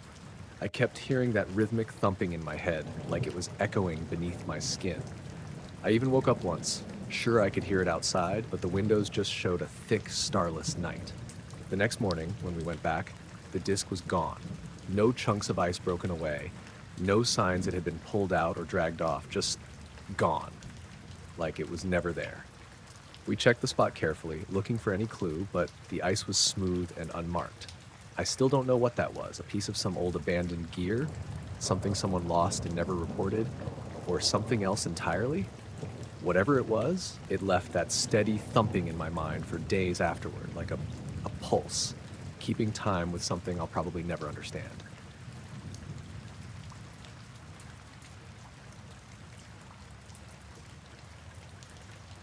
I was hauling a load from Anchorage to Fairbanks, the kind of long haul that makes your ass numb and your eyes glazed. I'd been on the road since dawn, and by the time I got near Talk, the sky had already turned that muddy gray you get in early fall up here. I figured I'd stop at the rest area just east of town to stretch and grab a bite out of my cooler. The place was empty, just me and a few crows picking at some trash near the dumpsters. I pulled my rig into one of the gravel spots, shut off the engine, and let the quiet settle in. It was the kind of quiet that feels heavy in Alaska. No city hum, no distant traffic, just the wind stirring the spruce. That's when I noticed it. A white pickup parked maybe 50 yards down the row, tailgate facing me. The weird thing was there wasn't a soul behind the wheel. No headlights, no running lights, nothing to say someone was inside. At first, I figured the driver had stepped away to pee or something, but the place was dead cold and fog was rolling in fast, thick, and wet, like someone dropped a blanket over everything. I went inside my cab to get my flashlight. When I looked back out, the truck's headlights blinked on. Not steady like someone flipping the switch, but irregular, like a stuttered Morse code, on and off, on, then a longer pause. It felt deliberate. I don't know why I got out of my rig and started walking toward it. Maybe curiosity, maybe the way the light was just there, flickering like it was trying to say something. The fog made it hard to see more than a few feet ahead. I called out, "Hey, you here?" Nothing. The headlights blinked again, like a pulse, then stayed dark for a moment. I stopped about 10 feet from the truck. It was colder than the rest of the rest stop, like the air itself was thicker there. Then the headlights snapped back on, but this time the truck just vanished. I blinked, and it was gone. No trace in the fog, no sound of a motor revving or tires moving, just nothing. I looked around, heart thudding, thinking maybe my eyes were playing tricks. I checked the gravel where it had been parked, no tire marks, no disturbed dirt, nothing out of place. It was like it had never been there. I got back in my cab, slammed the door, and locked it. I called my buddy Mike back in Fairbanks, telling him I'd just seen some weird shit. He laughed it off, said maybe I was tired or the fog was messing with me. But the weirdness didn't stop there. The rest of that night, every time I looked out the window, I thought I caught a flicker of white light moving through the fog, like the outline of that truck, but never fully there. Once, the radio buzzed with static, then a faint whistle that didn't sound like anything I'd heard before. No bird, no machinery, just a long, low hum, then silence. I stayed put until dawn, watching the fog lift slowly with the first light, but no sign of that pickup or whatever it was. I made it back to Fairbanks without more incident. Since then, I keep thinking about that truck and the way it blinked at me, then disappeared like smoke. No answers, just that quiet feeling that something was out there, like watching me through the fog.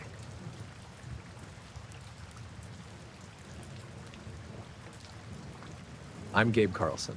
a field tech with the Arctic Wildlife Study team. We set up camp every spring on a stretch of tundra near the Brooks Range out past Prudhoe Bay. It's a rough spot, miles from any real civilization. Mostly frozen wasteland with low shrubs and snow even in early May. This was the first time I'd worked the tundra in late spring, when the ice is starting to thin but the nights still drag on long and cold. We were there for a week, tracking caribou and testing remote sensors. Nothing out of the ordinary was supposed to happen, but then it did. That night, I was on watch, sitting just outside our tent cluster, sipping coffee from my thermos. The others were winding down inside. The sky was clear, the stars bright but way off in the distance, and the air dead still. Not even a breeze stirring. I was looking out over the snow when I noticed something low and bright, just hovering maybe 50 feet from camp. It wasn't moving, not like a plane or a helicopter. It was this steady, almost unnatural white glow, brighter than any flashlight or headlamp, but without that harsh beam. It kind of lit up the snow around it like a big lantern, but with this weird evenness, no flicker or shadow. At first I thought maybe it was one of the satellite trackers we had set up, but none of those give off light. Or maybe a nearby campfire. But we were out here alone, no other teams near enough for that. I stepped closer, my boots crunching softly, but the light stayed perfectly still. The weirdest part was how silent it was. No hum or buzz, nothing at all. I called out to the others, but when I looked back toward camp, the tents were dark and quiet. Everyone was supposed to be inside by then, but it felt like a long time had passed. I checked my watch. It was 1:13 a.m. I blinked and the light suddenly went out, like someone had switched off a lamp. 1 second it was there, the next, nothing. I called for the others again, but there was no answer. I started back toward the tents, but as I did, my head felt fuzzy, like the air was thick, and my thoughts were slow. I stumbled a little, trying to shake it off. When I got inside, the guys looked up at me, surprised. They said I'd been gone for almost 2 hours. That didn't make sense. I could swear it'd been maybe 10 minutes, tops. I checked my watch again. It was dead, frozen at 1:13. I looked around, and the others all had the same thing. Their watches stopped at the same time. We stepped back outside, and the spot where the light had been was weird too. The snow was crushed in a perfect circle about 10 feet across, like someone had pressed down hard or maybe stomped around in a ring. But no footprints, no signs of anyone being there. Just the snow packed flat, unusual and out of place. We all felt off after that, like our brains were scrambled a bit. One of the biologists, Jessie, said she felt like she'd been dreaming but couldn't remember what about. Nobody could explain how the watches all stopped at the exact same second. For the next day, we kept an eye on the spot. Nothing returned, no strange lights or sounds. The snow slowly started to settle back into place, but that circle stayed there, a flat, unnatural ring in the middle of untouched snow. We finished our work, packed up, and headed back to Prudhoe Bay. Even now, I can't explain what happened. The whole thing was quiet and slow, but it changed the way I think about this place. The tundra, the long nights, and what might be out there in the silence. Sometimes when I'm home in Anchorage, I catch myself staring at the time on my phone or watch, wondering if maybe there are moments missing that I'll never get back.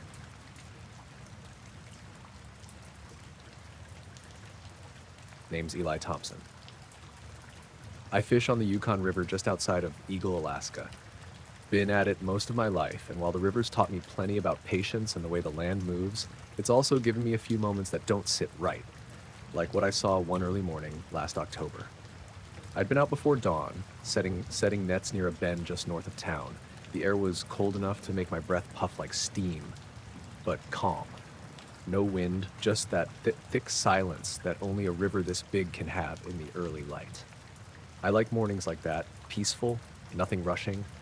The sun was just barely peeking over the horizon, the sky still painted in blues and grays. I was tying a knot in my net when I caught something odd out of the corner of my eye, a shape sliding just above the water, moving downstream. At first, I thought maybe it was a heron or something, but it was too smooth, too low to the surface. No sound at all, just gliding. As it came closer, I could see it was a dark, triangular form, about the size of a small boat, but without the usual clutter.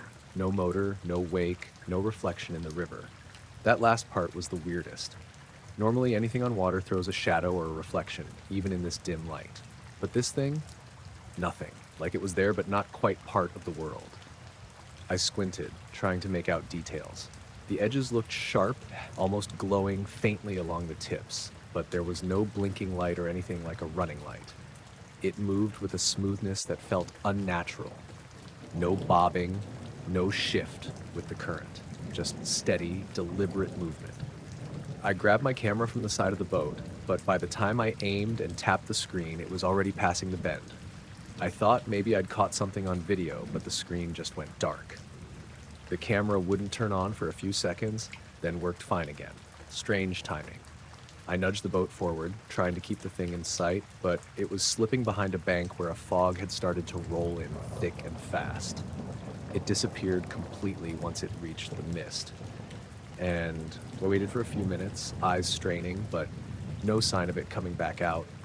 The whole encounter lasted maybe 2 or 3 minutes, but I was shaking like a leaf. Not because I'm scared of strange things, but because it just didn't fit. I've been on this river my whole life, seen all kinds of wildlife, boats, even strange weather. But something moving like that, without sound or reflection, and vanishing into fog, that's new. Later that day, I showed a couple of folks in town. One said maybe it was some new kind of drone or military gear, but no one around here's seen anything like that. And there's no base close enough for testing. The fog bank that swallowed it up was the kind that usually sticks to the water on cold mornings.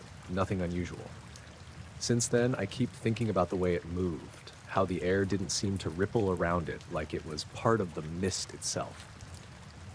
Some nights when I'm out fishing or just walking by the river, I catch myself staring at the water, half expecting to see that silent triangle slip by again. I don't know what it was. Maybe something local, maybe not. But out there on the Yukon, sometimes things don't behave the way you expect.